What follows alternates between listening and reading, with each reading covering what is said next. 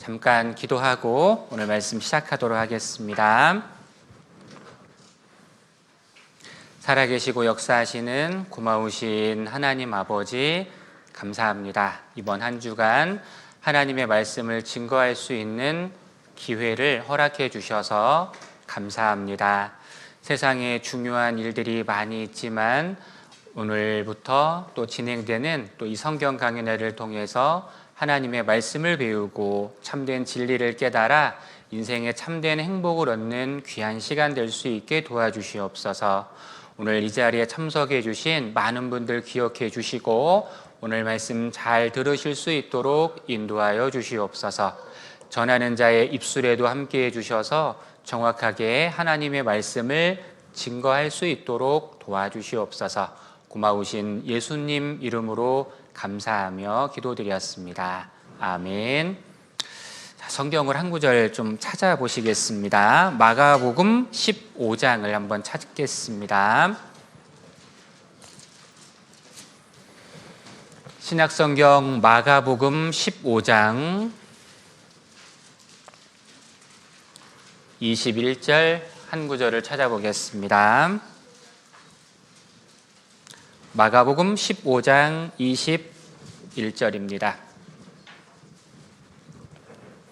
제가 성경 강연에 이제 하루하루 시작할 때마다 이제 성경 구절을 찾는 구절들이 있는데 제가 기도 가운데 좀 의미가 있고 함께 교훈을 또 나눠볼 만한 또 내용들이 있기 때문에 좀 찾고요. 중간에는 시간을 절약하기 위해서 화면에 띄워서 또 같이 배워보도록 할게요.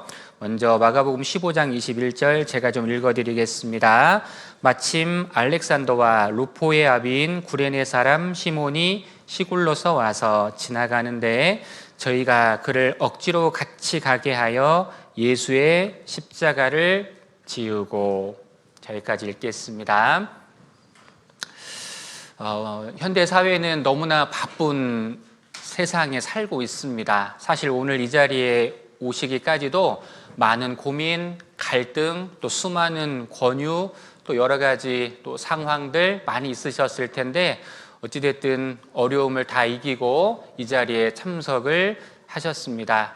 세상에는 모든 물건과 살아가는 목적, 존재하는 목적이 있습니다. 모든 것들은 이제 사람에 의해서 만들어진 물건들이 있는데 중요한 물건일수록 사용 설명서가 복잡하게 되어 있다는 것을 우리가 잘 알 수 있습니다. 우리는 인생이라고 하는 긴 여행을 지금 떠나고 있습니다.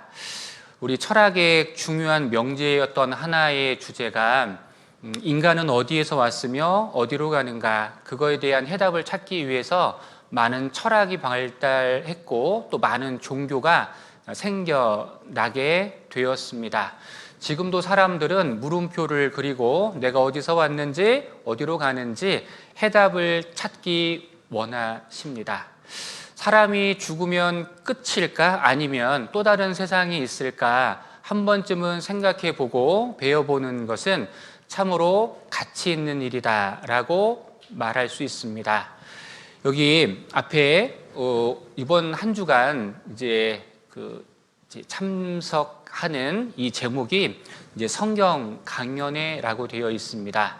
이번 한 주간 동안에는 성경을 자세하게 배우고 성경 속에 나타난 하나님과 또 그 안에서 참된 진리를 발견하고 인생의 참된 행복을 누리는 귀한 기회를 여러분들께 알려드리고자 초대를 했습니다. 자, 여러분들 가장 어려운 일을 지금 하신 거예요. 우리 헬스장에 가면 이제 헬스장 출입문 앞에 뭐라고 되어 있냐면 당신은 지금 가장 어려운 일을 해냈습니다. 이런 문구가 적혀져 있거든요. 그러니까 실제로 이제 좋은 체력과 몸을 유지하기 위해서 헬스장을 가는데 가장 어려운 일은 그곳에 가는 일입니다. 그래서 저도 이제 그런 아픈 경험이 있어요. 우리 요즘에 보면 6+2, 8+2 이렇게 행사 많이 하잖아요. 저 이제 코로나 기간에 8+2라고 하는 10개월 동안 이제 무료 할 수 있는 그 헬스장 전단을 보았습니다. 20만 원에. 그래서 이제 야심차게 이제 좀 등록을 하려고요. 등록을 했어요. 그랬더니 이제 이 신규 오픈이어서 서비스가 많더라고요. 라카도 주죠. 그다음에 개인 옷도 주죠. 막 여러 가지 막 사은품도 많이 이렇게 이제 받았던 것 같거든요. 그래서 야심차게 운동을 하려고 했는데 무려 10개월을 받았잖아요, 제가. 그래서 이제 운동을 막 하려고 이제 보다 보니까요, 한 달 미루고 2달 미루다 보니까요, 한 번도 못 간 겁니다. 근데 이제 더 심각한 건 저랑 같이 간 형제님이 또 한 분 계시거든요. 같이 끊었거든요. 근데 제가 여쭤봤어요. 형제님 몇 번 가셨어요? 그분도 놀랍게 한 번도 안 가셨더라고요. 그래서 야, 이거 장기 할인이 이게 좋은 게 아니구나. 이게 이제 그런 이제 생각을 많이 하게 됐거든요. 마찬가지입니다. 이번 성경 강연회에서도 여러분들 복잡하게 생각할 건 하나도 없습니다. 이왕 오셨으니까 어떤 말씀을 하는지 한번 들어보고 이 성경이라고 하는 책 속에 어떠한 진리가 담겨 있는지 그리고 나하고 무슨 상관이 있는지 한번 들어보시고 판단해도 늦지 않잖아요. 세상에서 가장 많이 팔린 책이고 많은 사람들에게 영향력을 끼친 책이라고 알려져 있는 이 성경을 한 번쯤 자세히 배워보는 건 중요한 일입니다. 자, 그런데 그 시작이 아주 중요한데요. 아마 오늘 지금 읽었던 마가복음 15장 21절에 한번 다시 볼게요. 마침 알렉산더와 루포의 아비인 구레네 사람 시몬이 시골로서 와서 지나가는데 저희가 그를 억지로 가게 하여. 자, 이 구절에 보면 억지로라는 이 단어가 있습니다. 어쩌면 오늘 이 자리에 억지로 오신 분이 혹시 계실지도 모르겠어요. 마음이 전혀 없는데 옆에 계신 분이 제발 한 번만 가보자. 막 여러 차례 이렇게 빗조르듯이 졸라서 오늘 마지못해 오신 분이 계실 수도 있고, 진짜 가기 싫은데 나 오늘만 오고 내일부터 안 올 거야, 이렇게 마음 품고 오신 분도 혹 있을지 모르겠고요. 아니면 정말 좋은 마음으로 성경을 배워봐야겠다라고 생각하시고 오신 분들이 아마 계실 겁니다. 제가 이렇게 앞에서 쳐다보니까요, 억지로 오신 분은 한 분도 안 계신 것 같아요. 그렇죠? 이렇게 이제 미소도 보고 여러분도 얼굴 표정 보니까 억지로 오신 분은 안 계신 것 같고, 그래 오늘 어떤 말씀을 하는지 한번 들어보자, 이제 이런 마음으로 아마 오신 것 같습니다. 여러분들, 세상에서 가장 중요한 만남은 하나님과의 만남이라고 말할 수 있습니다. 왜냐하면 인생에 해답이 있기 때문에 그렇습니다. 여기 이 시골로서 왔던 구레네 사람 시몬은 예수님이 골고다 언덕에 십자가 형벌을 받으러 가는 그 길에서 우연히 그 길을 지나다가 로마 병사에 붙들려서 예수의 십자가를 대신 지는 일을 했단 말입니다. 억지로. 그러니까 하고 싶지 않았거든요. 그래서 이 시몬이라는 사람이 그 당시에 이제 이 명을 어기면 목숨이 위태롭잖아요. 그래서 예수가 짊어졌던 십자가를 대신 지고 그 골고다 언덕을 올라갔던 거예요. 그런데 이 시몬이 생각을 해본 겁니다. 피 묻은 십자가를 대신 지면서 왜 이렇게 많은 사람들이 여기에 모였는지, 그 예수는 왜 이 십자가를 지게 되었는지 생각하게 된 겁니다. 그리고 놀랍게도 억지로 시작했던 이 일이 훗날 예수님의 생애의 가장 하이라이트였던 십자가를 지었던 그 유명한 사건을, 그가 대신 지었다는 사실을 알게 되었을 때 그는 변화가 됐고 하나님을 온전히 만나게 되었다는 겁니다. 일의 시작은 억지로였지만 그 억지로 시작했던 그 일이 그의 인생에 커다란 변화를 주게 되었고, 그는 인생에 참된 행복을 발견하는 계기를 가지게 되었다는 것입니다. 그리고 이 일이 있은 지 30년 후에 그의 아들과 그의 아내는 성경에 기록된 사람으로 등장을 하게 됩니다. 우리 로마서 16장을 한번 찾아보시겠습니다. 13절 한번 찾아보시겠습니다.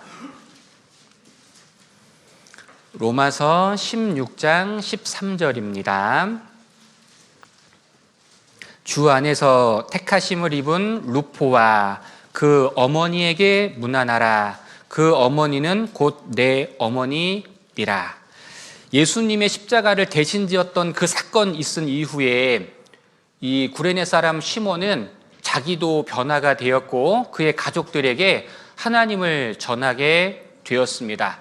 그리고 모든 사람들이 하나님을 믿게 되었고 같이 갔던 아들과 그 아내의 이름이 성경에 기록된 그야말로 유명한 사람이 되었다는 거예요. 자, 세상에는 유명한 사람과 무명한 사람이 있습니다. 사람들의 기준에는 잘 나가는 사람, 성공한 사람, 부자인 사람들이 유명한 사람이라고 말합니다. 자, 우리는 세상에서 유명한 사람입니까? 혹은 무명한 사람입니까? 성경에서는 유명한 자와 무명한 자가 약간 다릅니다. 하나님을 개인적으로 알고 있는 사람, 만나는 사람, 그 사람이 성경에서는 가장 유명한 사람이고 행복한 사람이라고 말해요.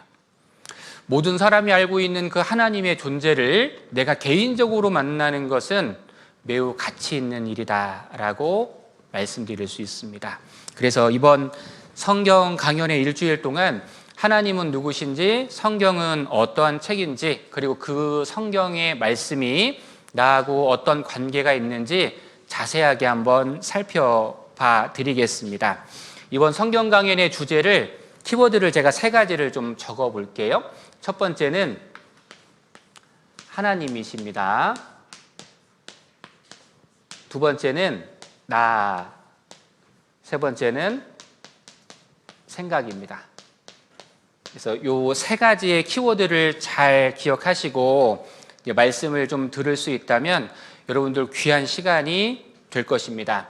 하나님은 누구신지, 하나님의 존재를 어떻게 알 수 있는지, 하나님은 과연 살아 계신지 확인해 보는 겁니다. 그리고 그 하나님이 나하고 무슨 관계가 있는지, 나는 어디에서 왔으며 어디로 가는지, 사람이 죽으면 어떻게 되는지 하나님을 통해서 알 수 있는 거예요. 그래서 말씀을 들을 때 생각하며 들어보자는 겁니다. 생각하며.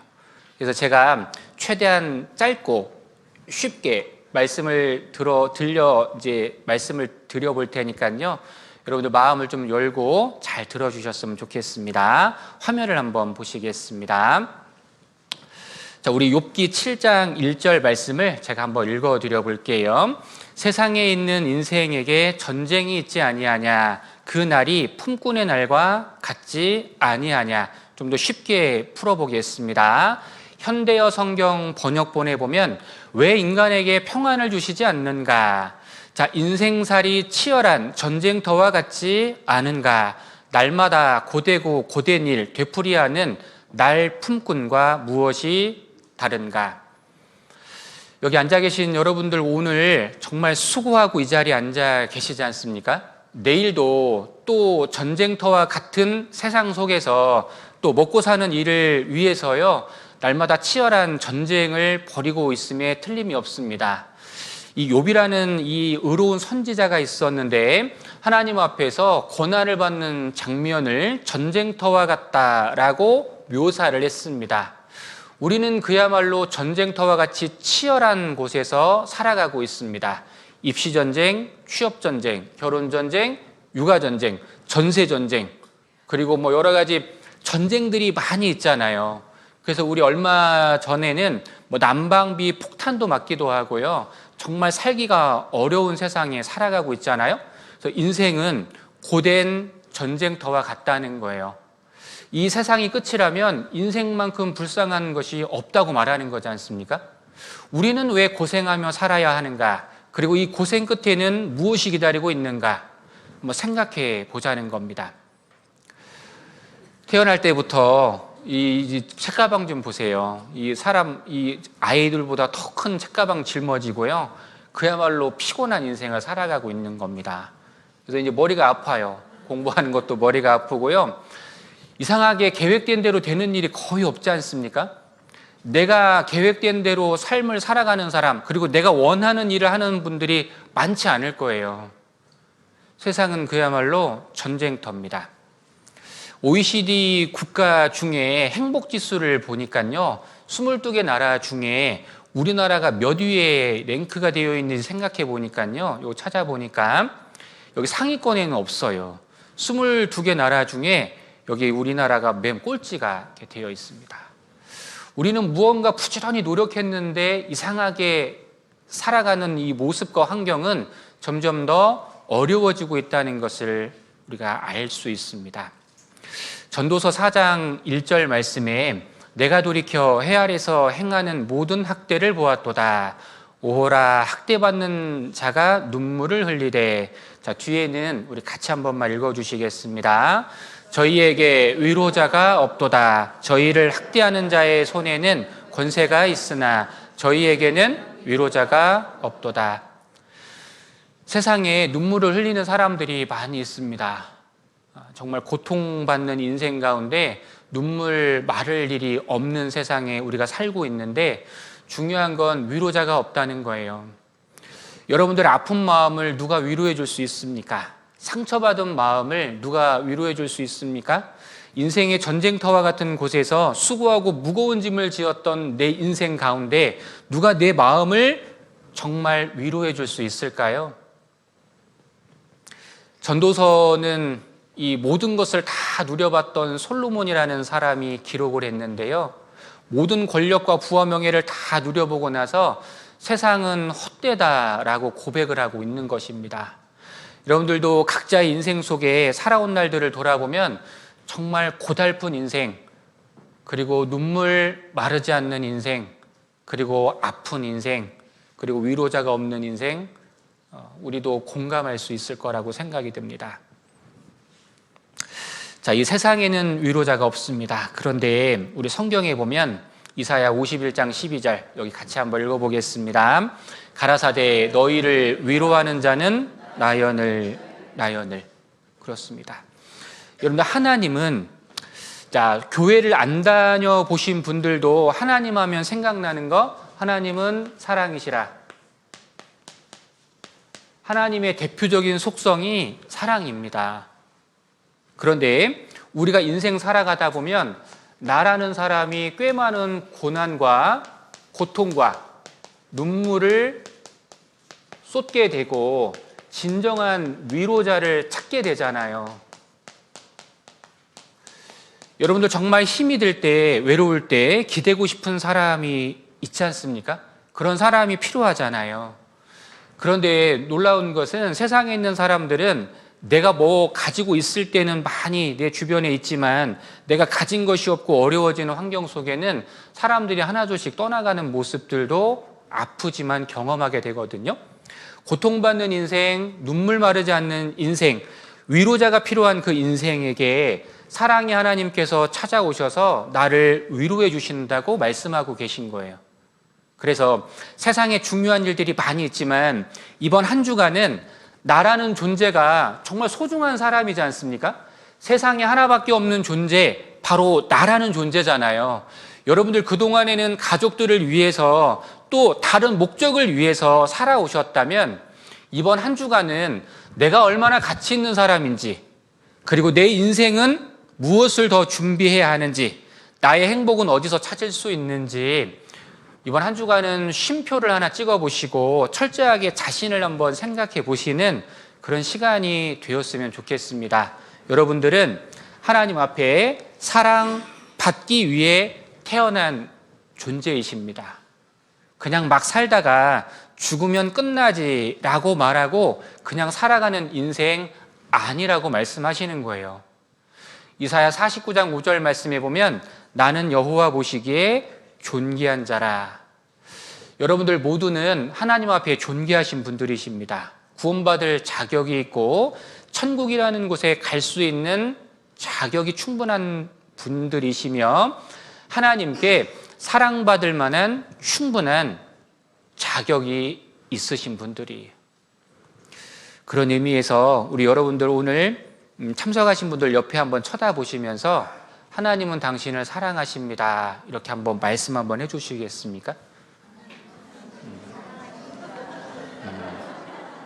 정말 사랑하세요. 그냥 말과 혀로만 사랑하는 것이 아니라 오늘부터 배우는 성경 안에 나를 얼마나 사랑하는지를 적어 놓으셨어요.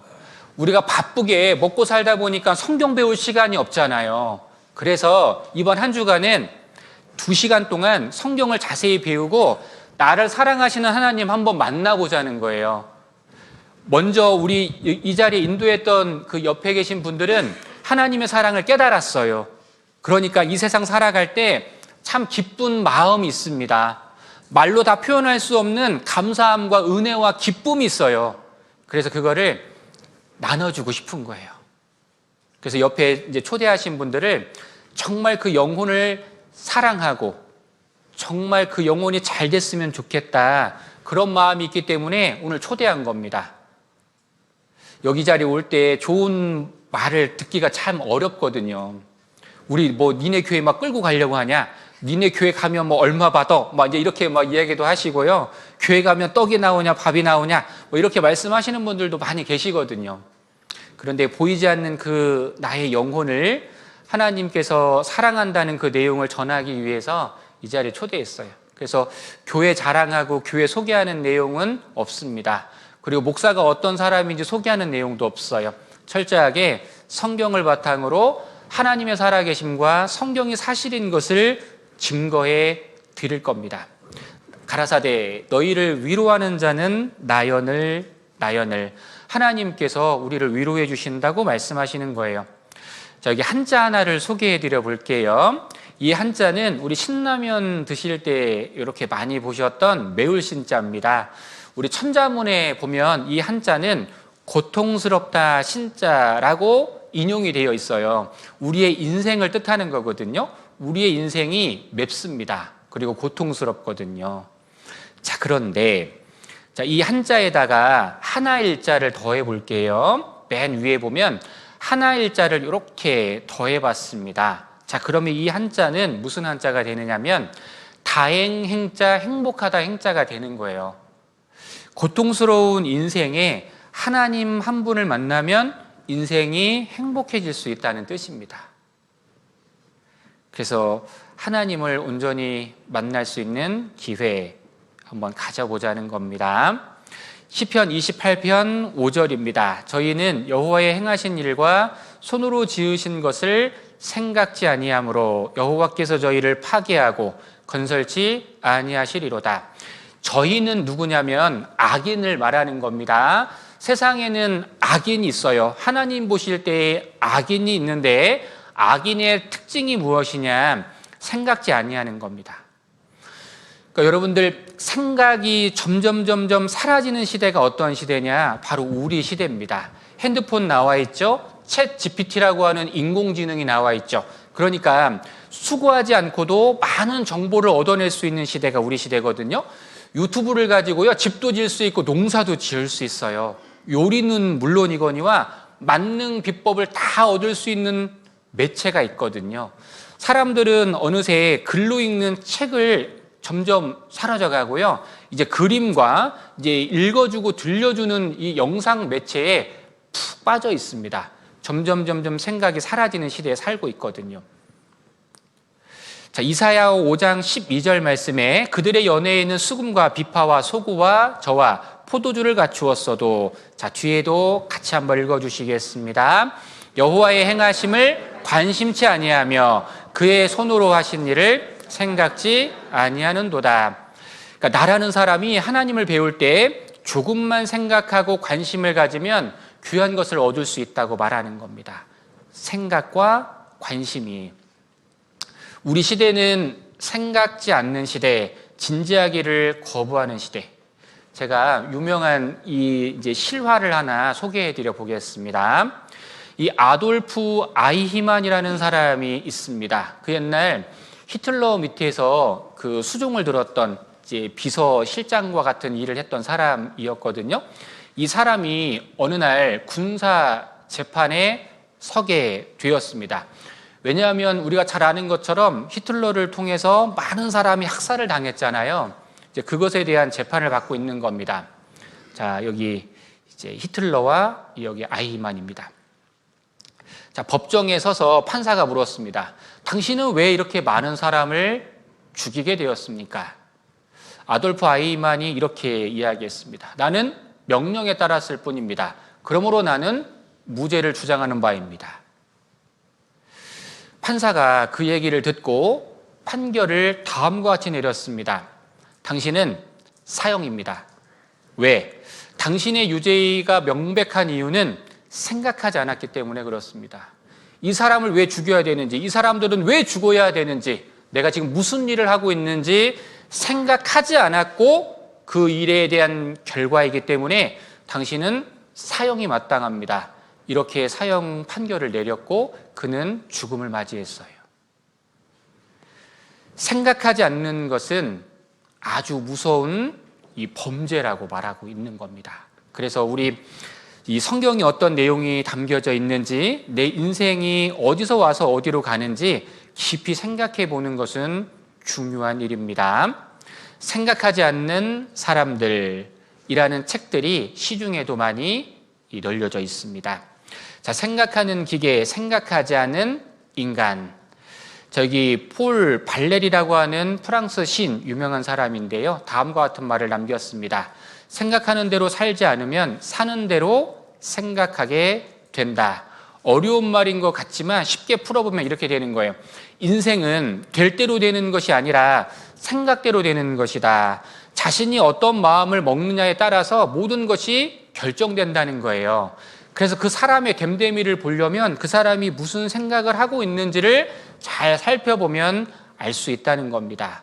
그래서 생각을 잘하고 살아가면 좋은 결과를 얻을 수 있다는 말이에요. 얼마 전에 우리에게 충격을 주었던 이 고유정 씨지 않습니까?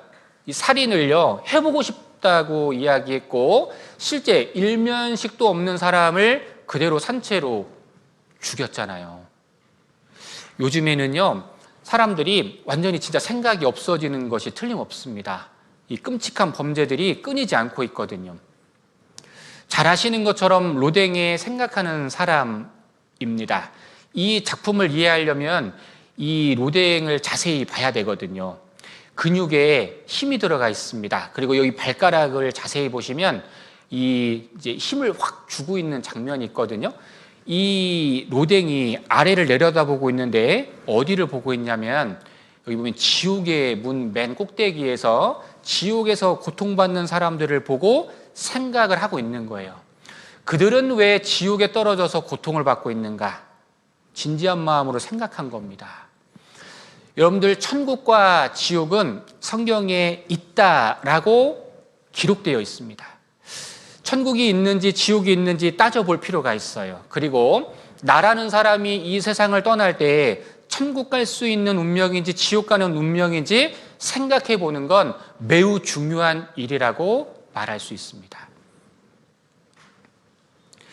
자, 이 나는 어디에서 왔는가? 여러분들 어디에서 오셨어요? 이렇게 이제 물어보면 엄마 뱃속에서 왔죠? 엄마 다리 밑에서 왔죠? 엄마가 만들어줬죠? 부모님이 만들어줬죠? 이렇게 말씀하시는 분들이 많이 있습니다. 정말 부모님이 나를 만드셨을까요? 그렇지 않죠. 부모님이 나를 만드셨다면 더 훌륭하게 만드시지 않았겠습니까? 키는 정말 크고 얼굴은 얼짱에 몸짱에 막 머리는 하버드 대학에 갈 수 있는, 돈을 잘 벌 수 있는 능력과 막 풍성한 마음과 사랑이 철철 넘치는 그런 마음과 완벽하게 만들지 않았겠습니까? 그런데 살다 보면 부모님도 내 마음을 몰라줄 때가 있어요. 자식을 낳아보면 자식이 내 마음을 몰라줄 때가 있지 않습니까? 나는 정말 어디에서 왔는가? 또한 나는 어디로 가고 있는가? 여러분도 오늘이 지나고 내일이 지나고 1년이 지나고 10년이 지나고 20년이 지나고 시간이 더 지나가면 우리는 어디로 가는 걸까요? 그 종착지가 어디일까요? 성경은 죽음 이후에 또 다른 세상이 있다고 말씀하고 있는 겁니다. 세 번째, 나는 과연 행복한 인생을 살아가고 있냐는 겁니다. 여러분들 오늘 마음속으로 한번 생각해 보세요. 여러분들 정말 행복하십니까? 그리고 이 행복이 끝까지, 내가 이 세상을 떠나는 날까지 유지될 수 있을 거라고 자신하십니까? 행복이 무엇입니까? 어떻게 해야 행복할 수 있을까요? 그 해답도 성경에서 찾을 수 있습니다. 네 번째, 나는 왜 사는가? 아주 중요하잖아요. 나는 누구인가? 나는 어디서 왔는가? 이 해답을 찾기 위해서 많은 철학과 종교가 나오게 되었습니다. 시중에도 약 160권 이상 되는 이 책의 내용 중에 나는 누구인가, 자신의 존재의 가치를 발견하기 위해서 많은 사람들이 책을 썼어요. 결론이 무엇인가? 물음표예요. 알 수 없다는 겁니다. 그 해답은 만드신 사람에게 가야지 풀리는 겁니다. 자, 여기 짧은 영상인데요. 우리의 인생을 표현하고 있습니다. 이 사람이 뭔가 열심히 달려가고 있거든요. 여기 앞에는 돈입니다. 잘 한번 보세요.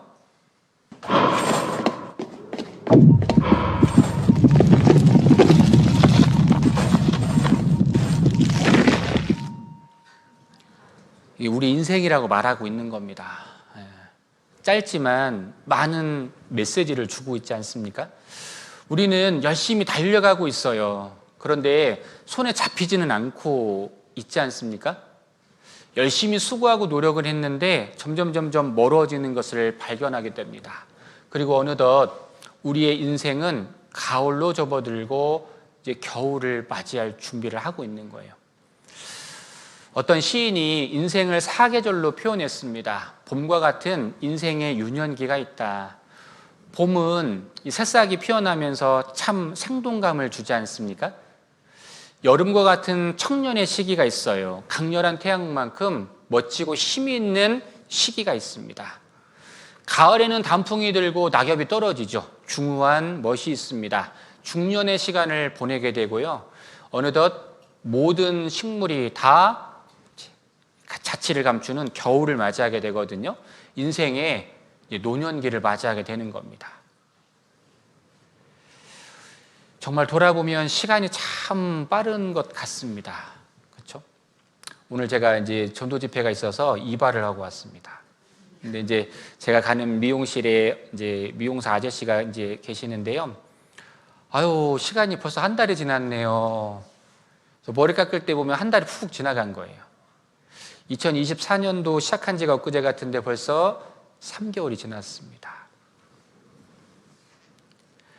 인생의 목적, 나는 먹기 위해 사는데 당신은 왜 살아요? 왜 사냐고요? 글쎄, 아직 생각해 보지 않았어요. 오늘 오신 분들 한번 생각해 볼까요? 왜 사세요? 먹기 위해 살죠. 자식들 때문에 살죠. 그리고 그 다음에는요. 시간이 더 지나서 그 다음에는요. 무엇이 기다리고 있습니까? 생각해 봐야 되지 않습니까? 태어난 김에 사는 남자. 그래요. 태어났으니까 사는 거예요. 각자 생각하기 나름인 겁니다. 태어난 김에 사는 남자. 여기 마종기 씨의 낚시질이라고 하는 이 시가 있어가지고요. 이렇게 보다 보니까는 공감이 되는 내용이 있어서 찾아왔어요. 낚시질하다가 찌를 보기도 졸리온 낮, 문득 저 물속에서 물고기는 왜 매일 사는 걸까? 물고기는 왜 사는가? 지렁이는 왜 사는가? 물고기는 평생을 헤엄쳐만 치면서 왜 사는가? 낚시질하다가 문득 온몸이 끓어오르는 대낮, 더 이상 이렇게 살 수만은 없다고 중년의 흙바닥에 엎드려 물고기같이 울었다. 엄청 슬픈 내용이잖아요. 자, 인생의 해답을 정말 알려드리고 싶잖아요.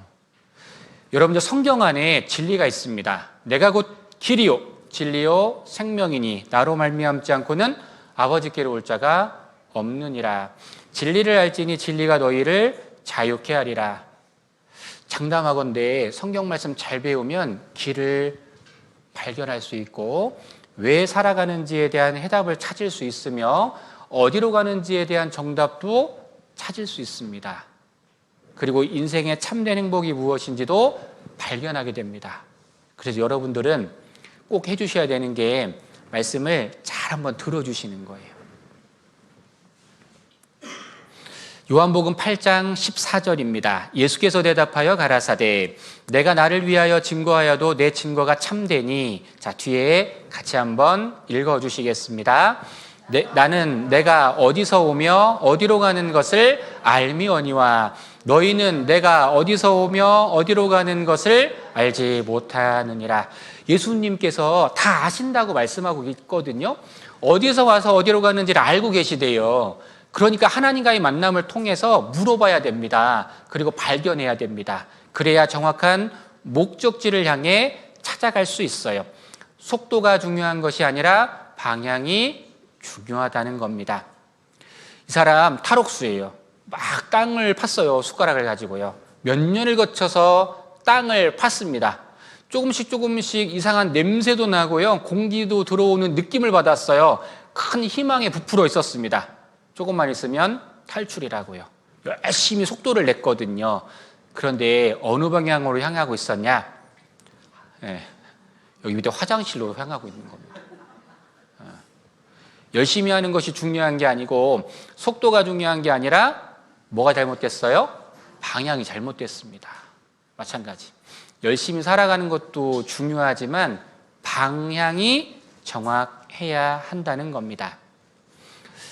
100% 일어날 일 중에 우리는 언젠가 죽는다. 사람은 언젠가는 죽고 어떻게든 죽는다. 확률 100%입니다. 영상 하나 보여드리겠습니다. 지혜로운 사람과 어리석은 사람의 결정적 차이. 여러분, 그게 뭘까요? 이 인생의 마지막 순간에서 셀리 티스테일의 책을 참고했습니다. 자, 결론부터 말씀드리면 뭐냐? 죽음이에요. 죽음. 죽음과 죽어감을 아는 것입니다.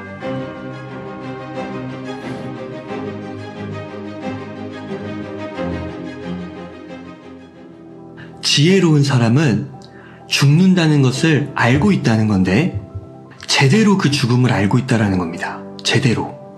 그래서 그 죽는다는 것을 제대로 알면 우리의 삶이 달라진다는 것이고, 죽는다는 것을 알고는 있지만 마치 죽지 않는 것처럼 삶을 사는 사람들이 있다라는 거죠. 이런 사람들이 어리석은 사람이라는 거예요. 이 셀리 티스테일은요, 의학 공부도 하고요, 호스피스 생활을 했습니다.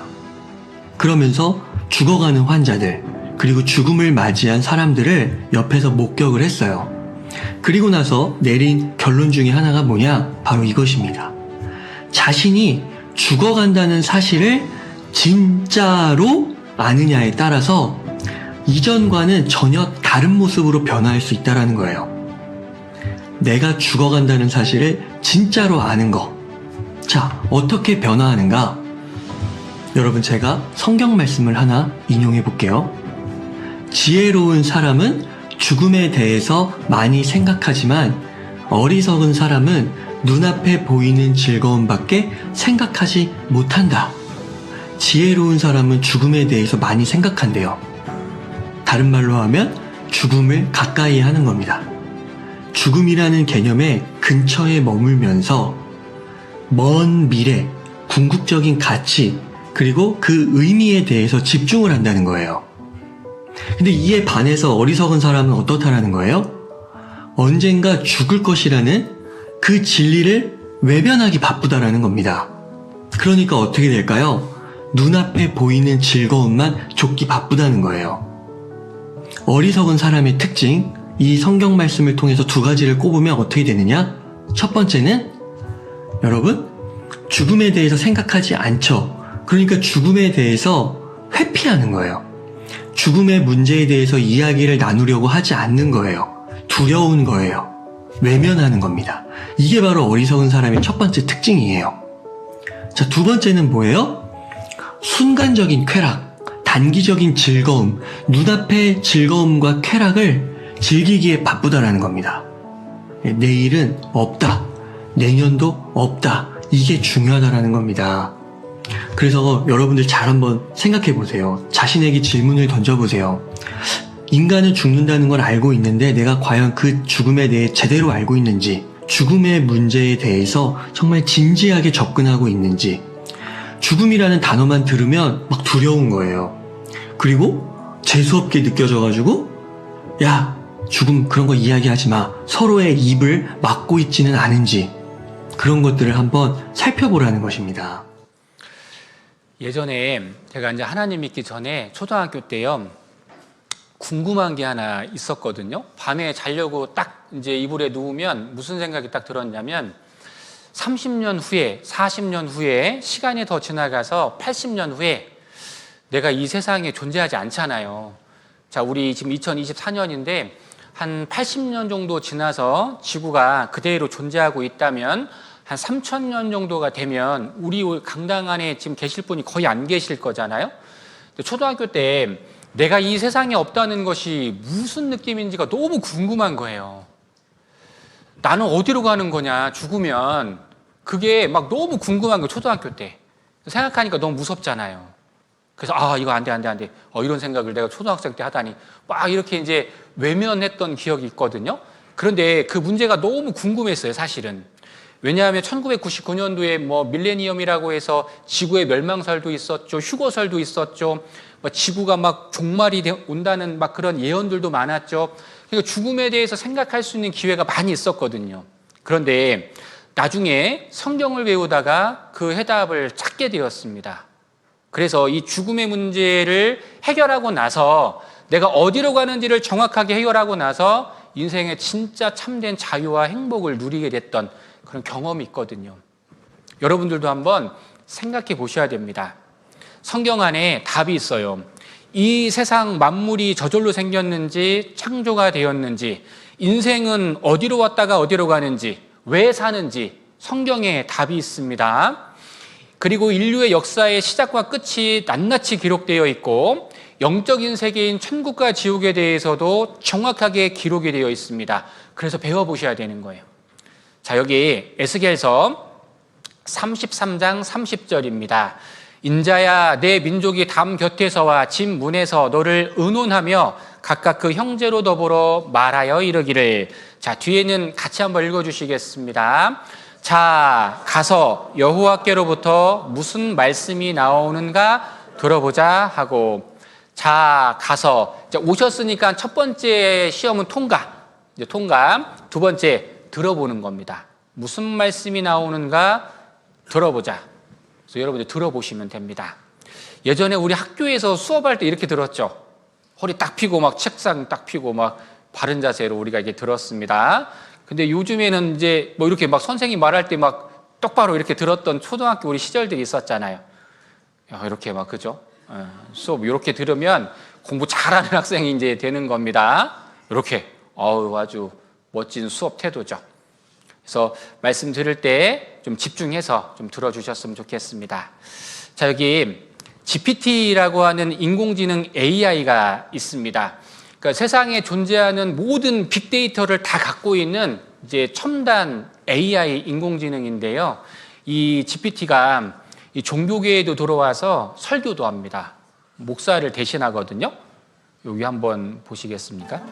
독일 바이에른주의 한 교회에서 인공지능 챗 GPT가 예배를 진행해 화제가 되고 있습니다. 제단 위 대형 스크린에 수염을 기른 흑인 남성 등 4명이 잇따라 등장하는데요. 챗 GPT를 통해 이 목사가 막 등장했어요. 그리고 챗 GPT가 그림도 그려주고 소설도 써주고 뭐 일기도 써주고 다 해줍니다.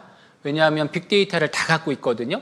그래서 요즘 시대에 성공하는 사람들은 검색을 잘하는 사람이라고 이렇게 신종 유행어가 나올 정도로 이제 발전을 많이 했는데요.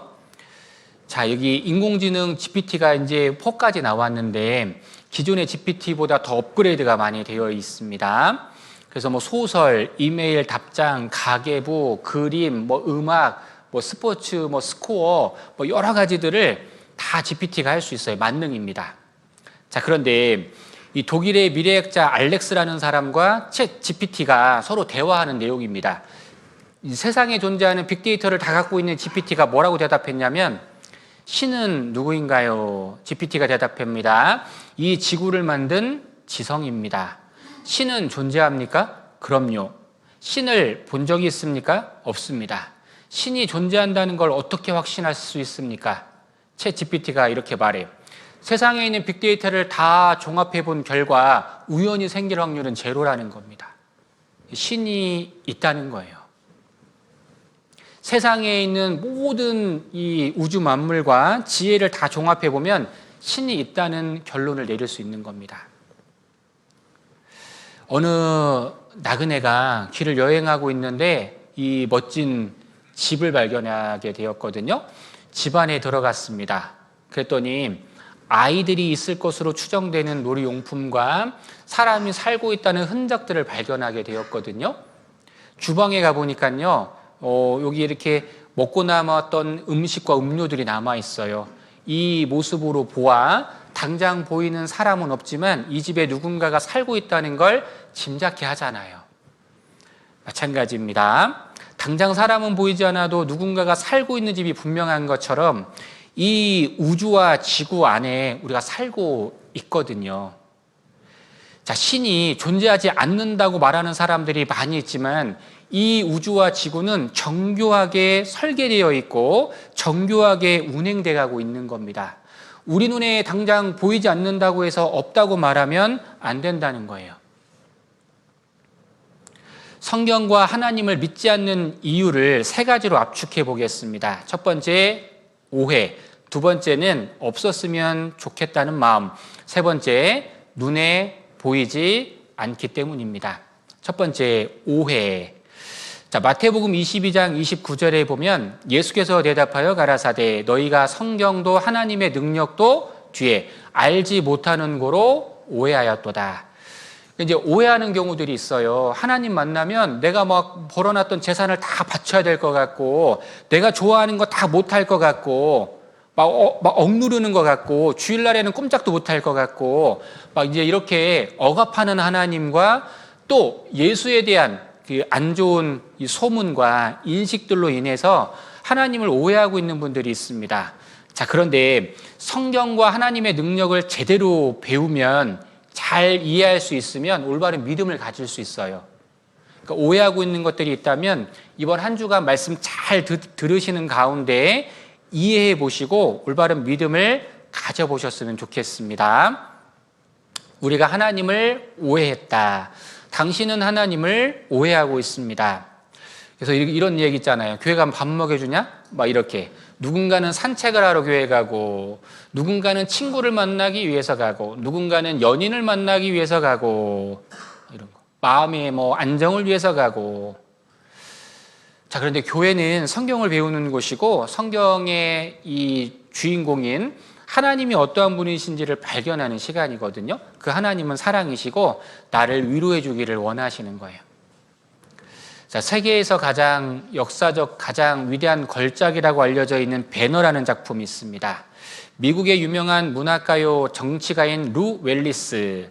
성경이 하나님의 말씀이고 예수 그리스도가 하나님의 아들이라는 많은 사람들의 믿음이 못마땅하여 그 거짓됨을 폭로하려고 성경을 연구하다가 결국 예수 그리스도가 하나님의 아들이시며 성경이 살아계신 하나님의 말씀임을 시인할 수밖에 없었습니다. 그가 그리스도인이 된 후에 쓴 작품이 영화로도 유명한 배너입니다. 오해했는데 나중에 이해하고 믿음을 가진 사람이 되었다는 거예요. 고정관념이라는 게 있습니다. 그래서 선입견도 있고 편견도 있어요.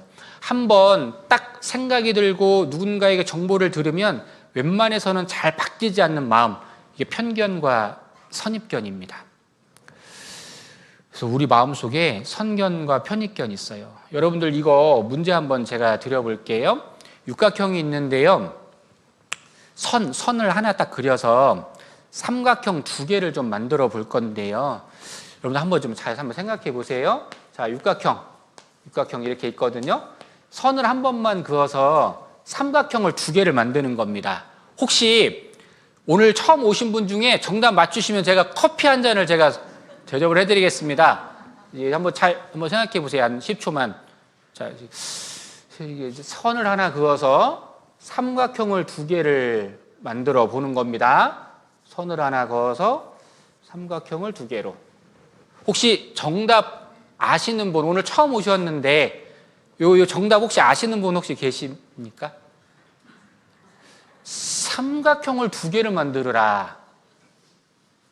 혹시 답 알고 계신 분 손 한번 들어보시겠어요? 이거 좀 어려운 문제죠. 제가 여기 엄청 저도 고민을 많이 했는데 잘 모르겠더라고요. 그래서 정답을 한번 공개해 드려 볼게요. 여러분들의 생각과 맞는지 한번 보세요. 삼각형 두 개입니다.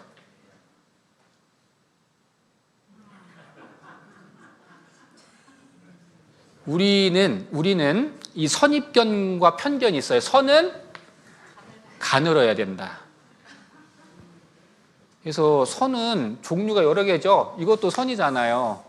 그렇죠? 근데 이제 굵게 생각은 전혀 하지 않는 겁니다. 마찬가지로 어떠한 정보나 어떠한 이제 상황을 딱 겪게 되면 고착화되는 거예요. 잘 안 바뀌는 겁니다. 편견과 선입견이 있어요. 여기도 볼까요? 자, 여기 번호를 제가 한번 매겨보겠습니다. 이분은 1번, 이분은 2번, 이분은 3번입니다. 다음 중에 피아니스트, 피아노를 잘 못 칠 것 같은 사람은 누구일까요? 피아노를 못 칠 것 같은 사람은 누구일까요? 1번, 이 사람은 팔이 없어요. 2번은 아름다운 드레스를 입은 여인이 있고 턱시도를 입은 남성이 있습니다. 정답은? 이거 어려운 문제 아니잖아요. 자, 다음 중에 피아노를 못 칠 것 같으신 분은 누구일까요? 당연히 1번이잖아요. 당연하지 않습니까? 양손이 지금 없으시잖아요. 자, 그래서 여기 사람들한테 물어봤어요. 몇 번일 것 같으세요? 당연히 1번이라고 이렇게 다 표시를 했습니다. 12명 중에 10분입니다. 장애가 있으면 피아니스트가 될 수 없을 것이라는 편견이 있습니다. 근데 이분이 누구냐? 이 두 팔을 잃고도 세계적인 피아니스트가 된 발가락 피아니스트 류웨이라는 사람이거든요. 영상을 하나 보여드리겠습니다.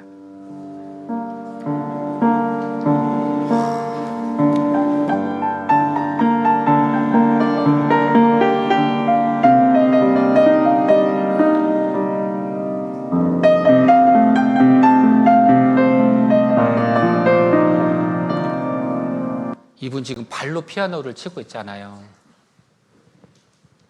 그러니까 우리는 편견과 선입견이 있어요. 그래서 하나님을 오해하고 있는 겁니다. 자세히 배워봐야 되는 거예요.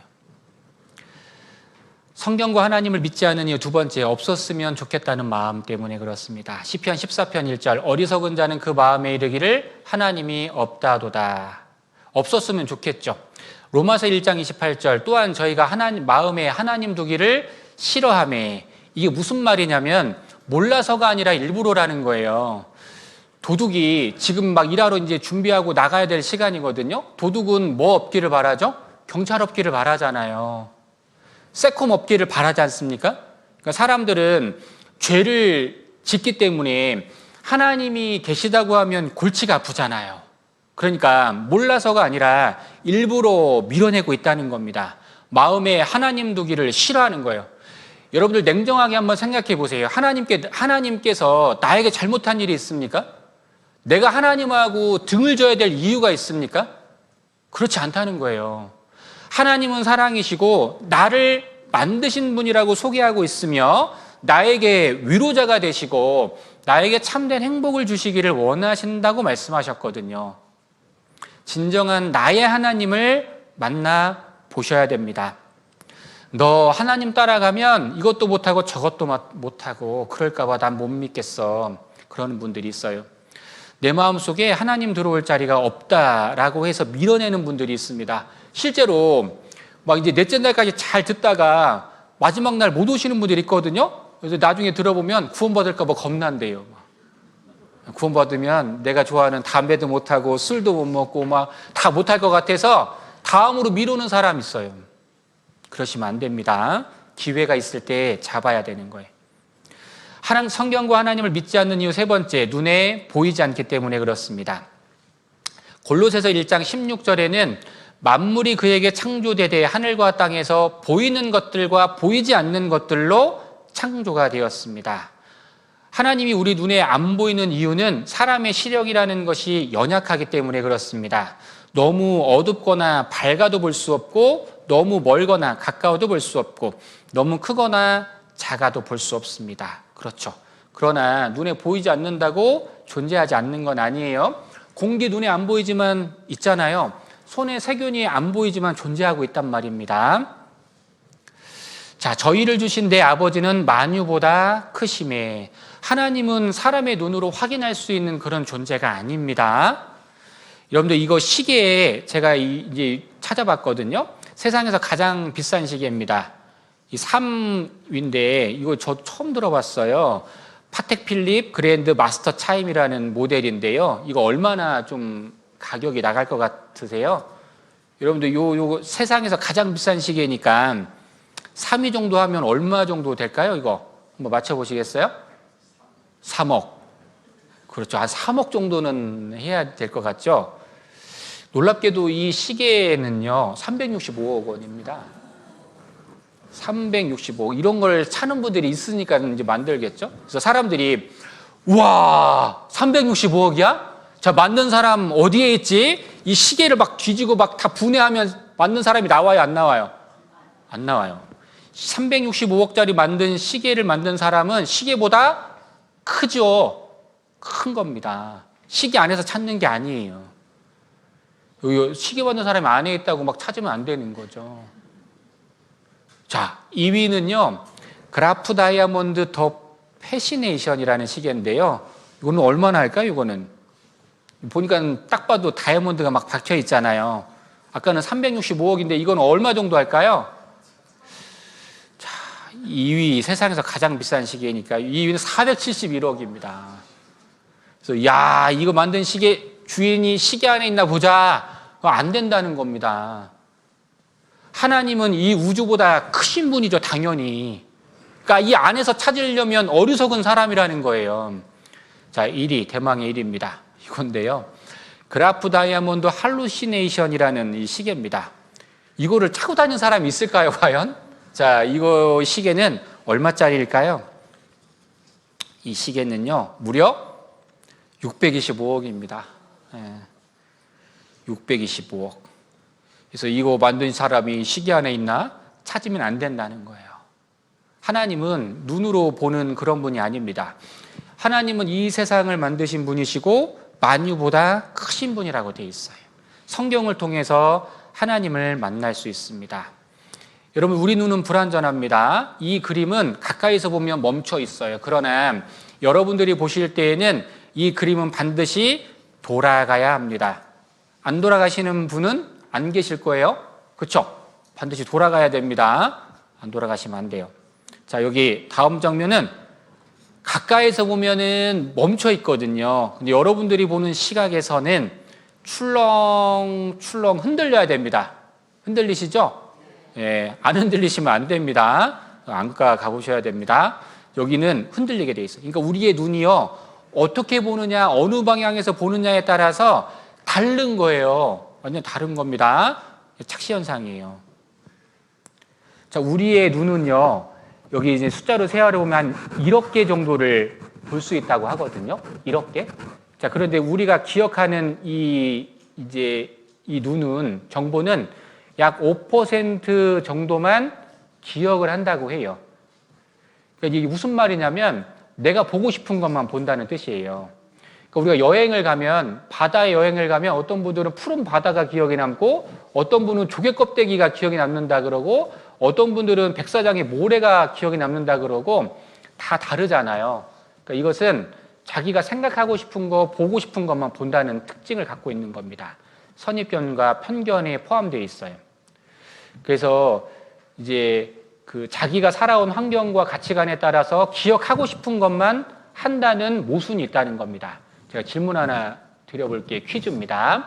여러분들 저하고 지금 한 1시간 정도 가까이 이제 말씀을 배우고 있는데 제 넥타이 색깔이 무슨 색깔일까요? 자, 여기 말씀하지 마시고 속으로 한번 생각해 보세요. 제가 오늘 무슨 넥타이를 메고 왔을까요? 자, 여기 제 넥타이 색깔이 기억 안 나시는 분들도 계시죠? 빨간색일까요? 파란색일까요? 노란색일까요? 주황색일까요?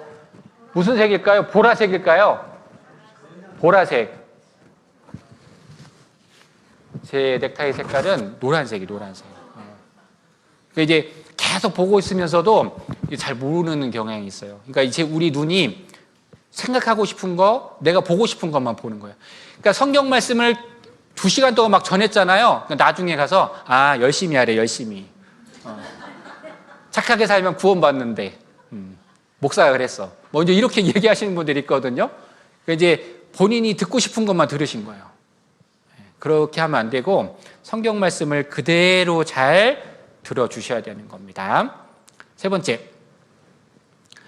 자, 보이지 않는 것을 보는 방법. 세균은 현미경으로 보고요. 우주는 만안경으로 보고 전파는 이 휴대기기로 보는 것처럼 하나님은 성경을 통해 보는 겁니다. 한번 따라해 보겠습니다. 하나님은 성경을 통해 확인한다. 자, 그럼 이 성경이 어떤 내용이 있는지 잠깐 살펴보겠습니다. 요한복음 1장 1절, 태초에 말씀이 계시니라. 이 말씀이 하나님과 함께 계셨으니, 뒤에 같이 읽어보겠습니다. 이 말씀은 곧, 자, 줄여볼게요. 말씀은 하나님이다. 말씀을 듣는다는 건 하나님 말씀을 듣는 것과 같다는 뜻이에요. 자, 말씀을 자세히 배운다는 건 하나님에 대해서 자세히 배운다는 뜻입니다. 하나님은 반드시 성경 말씀을 통해서 확인할 수 있는 거예요. 자, 이 성경 안에 어떤 책이냐? 가장 오래된 책이에요.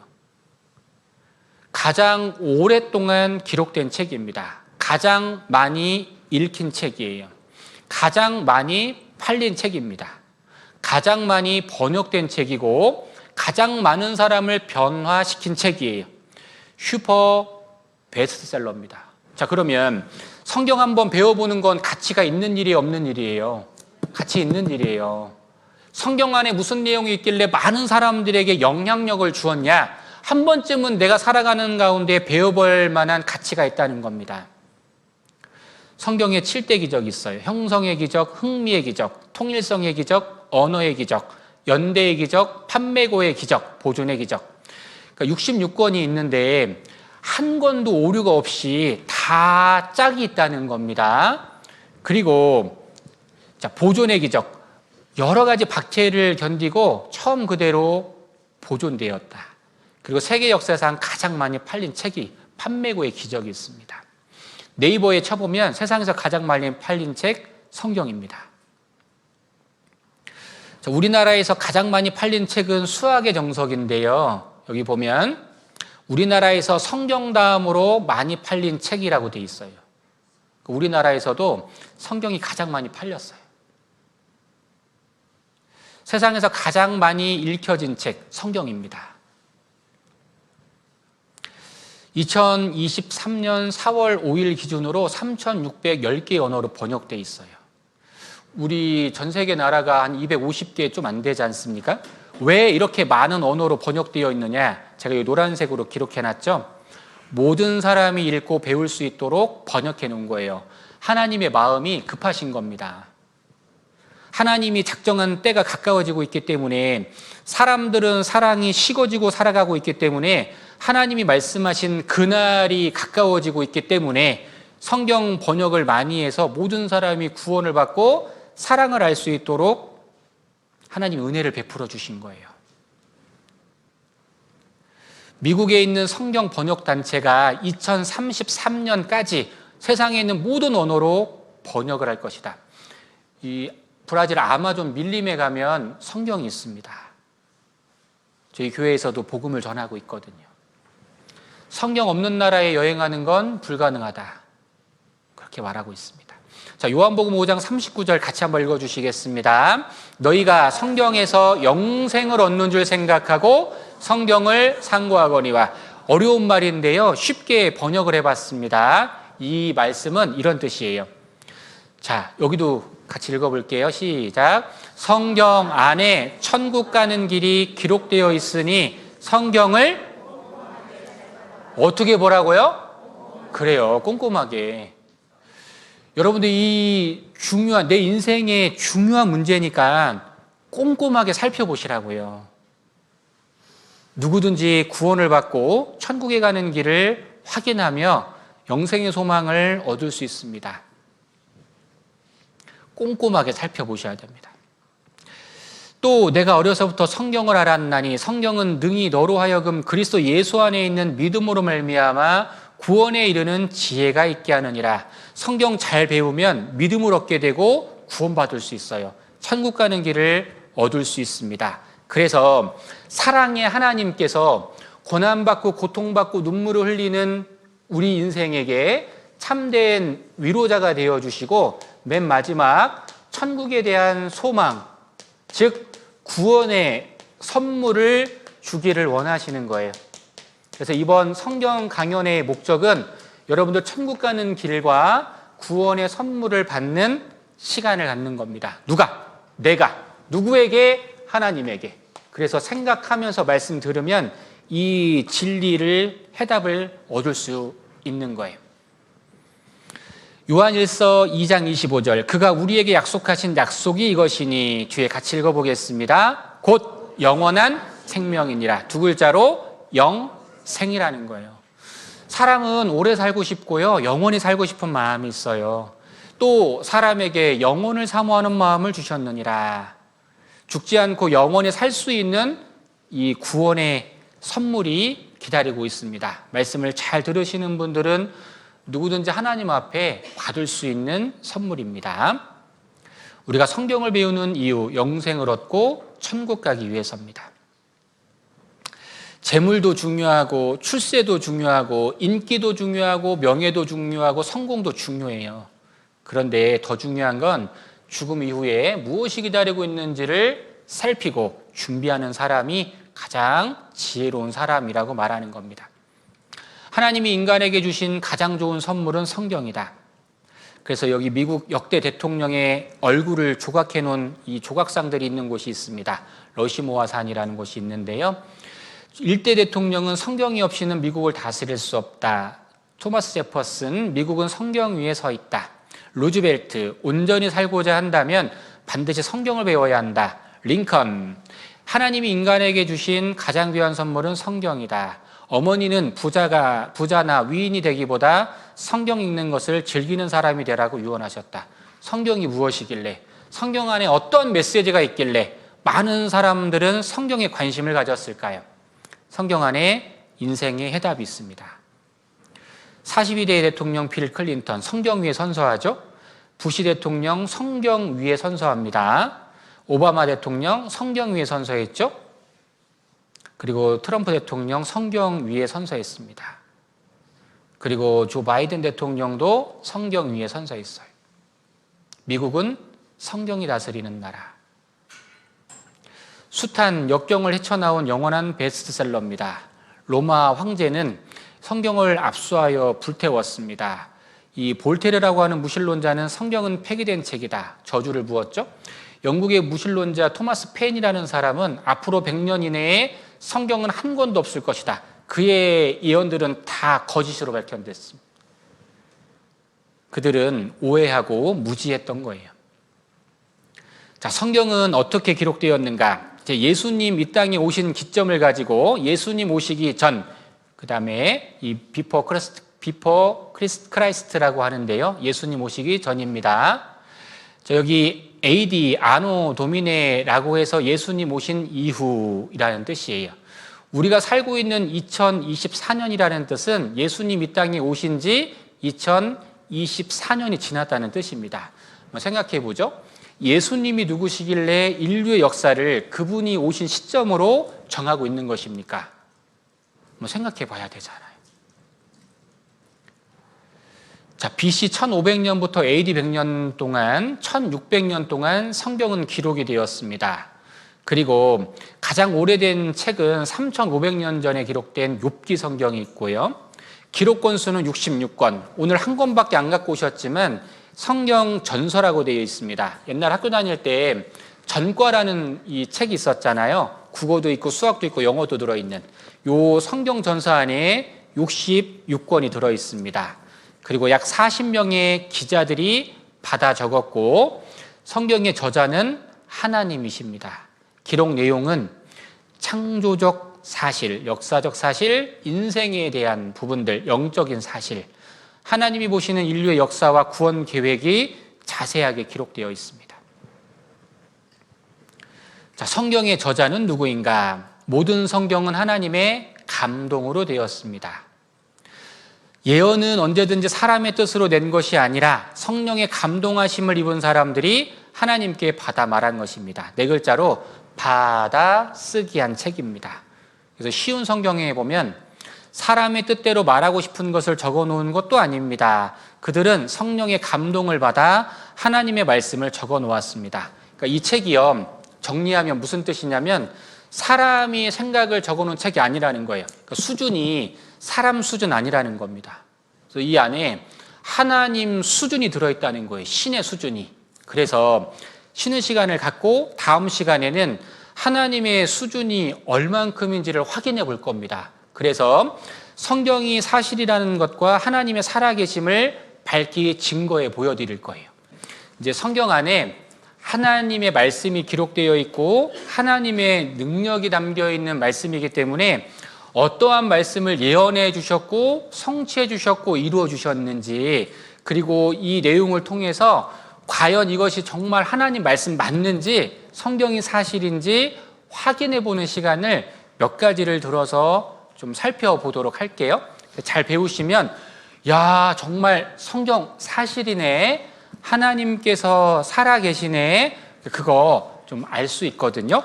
자, 먼저 히브리서 11장 한번 찾아보실게요. 히브리서 11장 6절 보시겠습니다.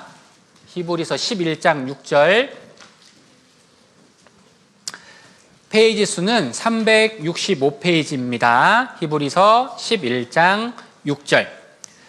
믿음이 없이는 기쁘시게 못하나니 하나님께 나아가는 자는 반드시 그가 계신 것과 또한 그가 자기를 찾는 자들에게 상 주시는 이심을 믿어야 할지니라. 잘 보세요. 자, 여기 칠판 한번 보겠습니다. 내가 오늘 이 자리에 왔어요. 성경 말씀을 배우고 있는데 하나님은 사랑이시고 하나님을 볼 수 있는 방법, 말씀을 통해서. 그래서 내가 첫 시간 말씀을 들었어요. 그리고 하나님이 자신의 존재를 나타내는 그 방법으로 성경을 주셨다는 걸 알게 됐습니다. 두 번째는 이 말씀이 사실인지, 증거가 있는지, 그걸 통해서 하나님의 살아계신지 이걸 확인해 보는 시간을 가질 거예요. 그래서 성경이 사실이구나, 그렇다는 것은 하나님께서 살아계시구나 라는 뜻과 같은 거잖아요. 그래서 하나님의 말씀 안에 있는 예언과 그 예언이 그대로 성취되었던 내용을 증거를 통해 보여드릴 테니까 여러분들 잘 들어주시고 확인해 주셔서 사실이라면 믿어야 된다는 겁니다. 아시겠죠? 자, 창세기 1장을 한번 찾아보시겠습니다. 성경책 맨 처음 첫 페이지 첫 번째 장입니다. 창세기 1장 1절 보시겠습니다. 여러분들 책을 사면 가장 먼저 뭘 봐요? 제목 보고 목차 보고 맨 첫 번째 줄 첫 번째 페이지에 나와 있는 내용을 보잖아요. 그래서 이게 좀 마음에 와닿으면 계속 읽어나가는 이제 그런 분들이 많이 있잖아요. 제 방에도 책이 많은데 제목 보고 목차 보고 첫 번째 줄 봤는데 마음 안 와닿으면 안 읽고 막 이렇게 놔둔 책도 많이 있어요. 자, 성경책에는 어떤 내용이 있는지 한번 보겠습니다. 창세기 1장 1절입니다. 같이 한번 읽어보겠습니다. 태초에 하나님이 천지를 창조하시니라. 이 한 구절이요, 정말 놀라운 구절이거든요. 이게 무슨 뜻이냐면 하나님께서 사람을 만났을 때 가장 먼저 자신을 소개하는 장면이거든요. 뭐라고 소개하냐? 창조주로 소개하고 있는 겁니다. 여러분들 알고 있는 신이 있습니다. 우리 인도에는 3억 3천만 가지의 신이 있대요. 안 놀라시죠? 왜냐하면 3억 3천만 가지가 얼마만큼 많은지 잘 몰라서 그렇거든요. 제주도에는 18,000가지의 신이 있대요. 그것도 안 놀라시죠? 왜냐하면 18,000가지가 얼마나 많은 신인지 모르거든요. 어쨌든 많다는 뜻이에요. 그런데 세상에 있는 어느 신이 이 세상 만들었다고 말합니까? 세상에 있는 어떤 신이 만물과 우주와 나를 만들었다고 말하고 있는 신이 있습니까? 어느 종교가 있습니까? 그런 종교 없어요. 누가 자신을 창조주로 소개하고 있습니까? 하나님만이 유일하다는 거예요. 여러분들이 하나님이 할 때 하나님과 하느님이 있습니다. 의미가 같은 것 같지만 달라요. 성경에서는 하나님이거든요. 하나밖에 없는 높으신 분이라는 뜻이에요. 그런데 하느님도 이제 있다고 말할 하느님. 이 하느님은 어떤 뜻이냐면 우리의 토속 신앙 중에 대부분은 다 하늘을 바라보며 제사를 드렸던 옛날 그 풍습이 있지 않습니까? 그래서 하늘에 있는 신들 해서 하느님 의미가 완전 다른 겁니다. 그래서 성경적인 표현은 하나밖에 없는 유일한 신 이런 뜻이거든요. 하나님. 그 하나님은 창조주라고 말씀하고 있는 거예요. 세상에 하나밖에 없는 신입니다. 여기 화면을 한번 보시겠습니다. 태초에 하나님이 천지를 창조하시니라. 태초라는 것은 시작이 있었다는 뜻이에요. 저절로가 아니라 계획이 되어 있었다는 뜻이고 하나님이 만드신 분이 있다는 거예요. 만드신 분이. 여러분들이 강당에도 칠판이 있고 스크린이 있고 마이크가 있고 피아노가 있는데 저절로 됐습니까? 그렇지 않죠. 설계했고 누군가가 만든 사람이 있는 겁니다. 왜 만들었습니까? 목적이 있어요. 하물며 우주와 지구와 태양과 달과 나라는 사람을 저절로 만들어졌다고요? 그렇게 말할 수 있는 건 잘못된 생각이죠. 우리의 인체는 정교하게 설계되어 있어요.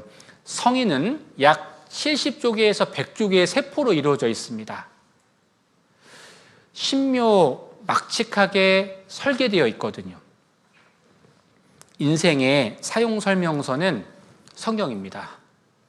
그리고 여기 성경 안에 하나님을 만났을 때 인생의 참된 목적을 발견하는 거거든요.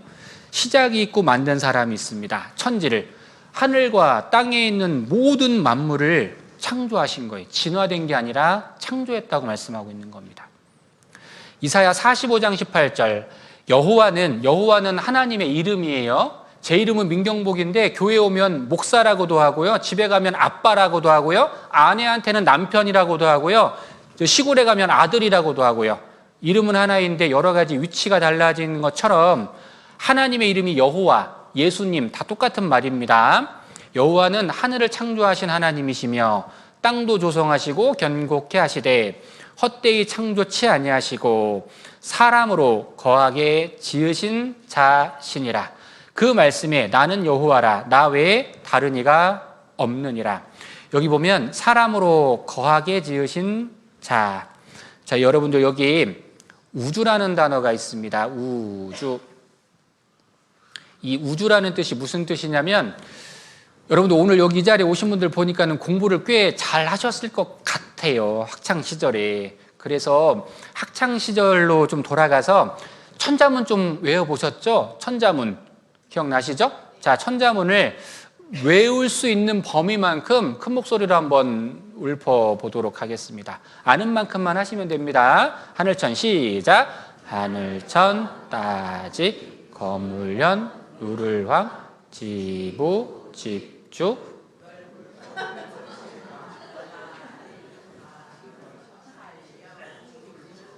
오, 공부 좀 하신 분들이 좀 계시네요. 근데 대부분은 지부 집주에서 멈추신 분들이 많이 계신데요. 지부 집주. 거기까지만 알면 큰 문제는 없을 것 같아요. 자, 우주라는 뜻이 무슨 뜻이냐면 여기 보면 집우 집주예요. 큰 집이라는 뜻이에요. 큰 집. 이렇게 가는데 큰 집 말고 80억 인구가 살아가는데 문제가 없는 큰 집. 그게 바로 우주라는 뜻이에요. 그 집을 누가 만들었냐? 여기 사람으로 거하게 지으신 자. 내 식구 살아가는 집이 있잖아요. 80억 살아갈 수 있는 집이 있잖아요. 그 집이 우주예요. 우주를 누가 만드셨다고요? 하나님 만드셨다고요. 그래서 그 하나님이 진짜 지구를 만들었는지 우주를 만들었는지 그냥 믿을 순 없잖아요. 어떻게 해야 된다고요? 증거 있어? 증거가 있으면 믿어야 된다는 거잖아요. 성경은 사실입니다. 제가 증거 보여드릴게요. 로마서 1장 20절에 보면 창세로부터 그의 보이지 아니하는 것들 곧 그의 영원하신 능력과 신성이 그 만드신 만물에 분명히 보여 알게 되나니 뒤에요. 그러므로 저희가 핑계치 못할지니라. 그러니까 만드신 작품을 보면 그 사람의 솜씨와 능력이 얼마만큼인지 알 수 있어요. 컵 만든 사람은 능력과 솜씨가 이만큼인 거예요. 대단하다. 노트북 만든 사람은 와, 능력이 대단하네. 이 건물을 만든 사람은 야, 능력과 신성이 정말 대단하구나 알 수 있는 것처럼 이 우주와 지구를 만드신 하나님의 능력과 솜씨가 얼만큼인지를 만물을 통해서 살펴보자는 거예요. 핸드폰 만든 사람은 솜씨, 이게 사람의 지혜입니다. 우주를 만드신 하나님, 지구를 만드신 하나님, 이건 하나님의 지혜라고 되어 있는 거예요. 그래서 여기 보면 지구가 돌고 있어요. 만물을 지으신 이는 하나님이시라. 만물의 특징이 있습니다. 능력은 파워, 힘을 말하는 거예요. 하나님은 힘이 무한대입니다. 또 하나 능력과 신성이라고 했는데 이 신성이라는 말은 지혜라는 거예요. 이 지혜가 지식이 무한대입니다. 무한대. 따라올 자가 없어요. 그러니까 사람의 머리로는 절대로 흉내낼 수 없는, 사람이 따라갈 수 없는 경지, 사람이 과연 이 머리로 헤아릴 수 없는 상태, 아주 놀라우신 분입니다. 이 만물의 특징, 규칙과 질서가 있습니다. 질서가 있어요. 무질서한 게 아닙니다. 지혜와 능력이 있고요. 사람을 위해 만들었습니다. 살펴보겠습니다. 이거는 강아지 집이에요. 이 여인이 힐튼 호텔 상속녀로 알려져 있어서 돈이 엄청 많아요. 그래서 여기 보면 강아지 2마리 나오죠. 이 강아지 집이. 강아지 집은 저절로 됐죠. 그렇지 않아요. 이 여인이 설계한 거예요. 강아지를 위해서. 여기는요, 여기 까만 개 있죠. 이 개집이에요, 개집. 저 푸른 초원 위에 강아지 집을 지어주고 강아지를 위해서 설계하고 만든 겁니다. 목적이 있는 겁니다. 시계를 풀어보면 이렇게 수많은 정교한 부품들로 설계되어 있는 거예요. 저절로 만들어진 게 아닙니다. 세상에서 가장 높은 빌딩들도 최첨단 기술을 동원해서 설계된 거예요. 우리 여기 비행기 전투기 떠다니잖아요. 전투기 안에 수만 가지의 부품들이 들어있거든요. 정교하게 설계된 겁니다. 하물며 식물들은요, 이거 하나님 작품이지 않습니까? 사람이 이 식물 꽃 만들 수 있어요? 드라큘라 시미아라는 꽃입니다. 이 드라큘라처럼 생겼잖아요. 금어초인데 시들면 해골바가지처럼 변한다고 해요. 사람이 아무리 과학이 발달해도 이 꽃 하나 만들 수 있어요? 그렇지 못하죠. 생명과 관련된 것은 하나님의 솜씨와 능력인 겁니다.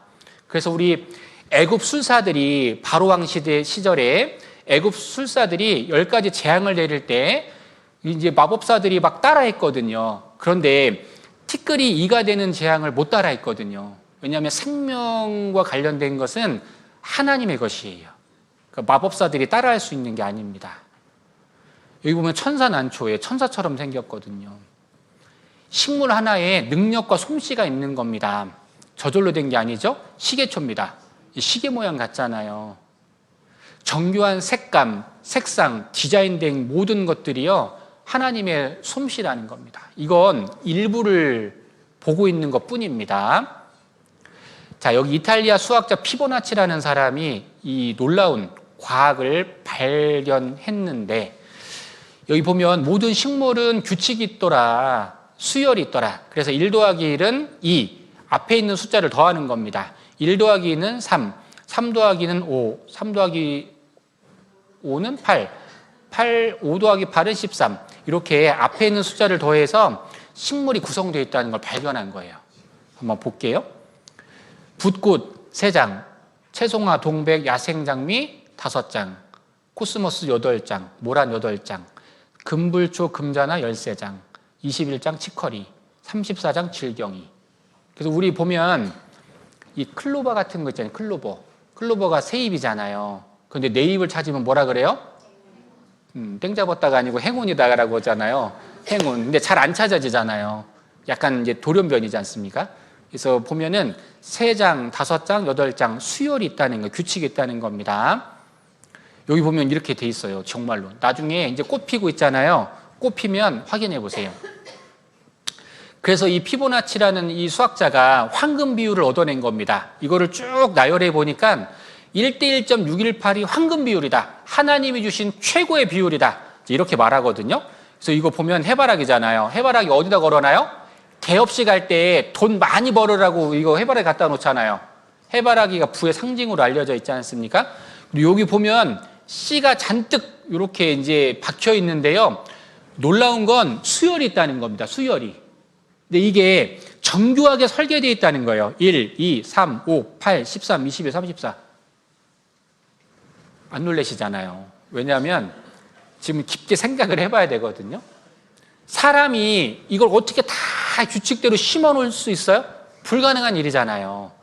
이 해바라기를 누가 만들었냐는 겁니다. 하나님 만들으셨다는 거예요. 정교하게 설계되어 있는 겁니다. 솔방울 있잖아요. 솔방울. 이 솔방울도 그냥 막 이렇게 나선용으로 되어 있는 줄 알았거든요. 근데 얼마 전에 저도 이거 뉴스 보면서 솔방울도 이 놀랍게요. 규칙이 있어요. 시계 반대 방향으로 나선 13개, 시계 방향으로 8개, 황금 비율이 있다는 겁니다. 우연이 하나도 없는 겁니다. 이거 하나님께서 이렇게 만드신 거예요.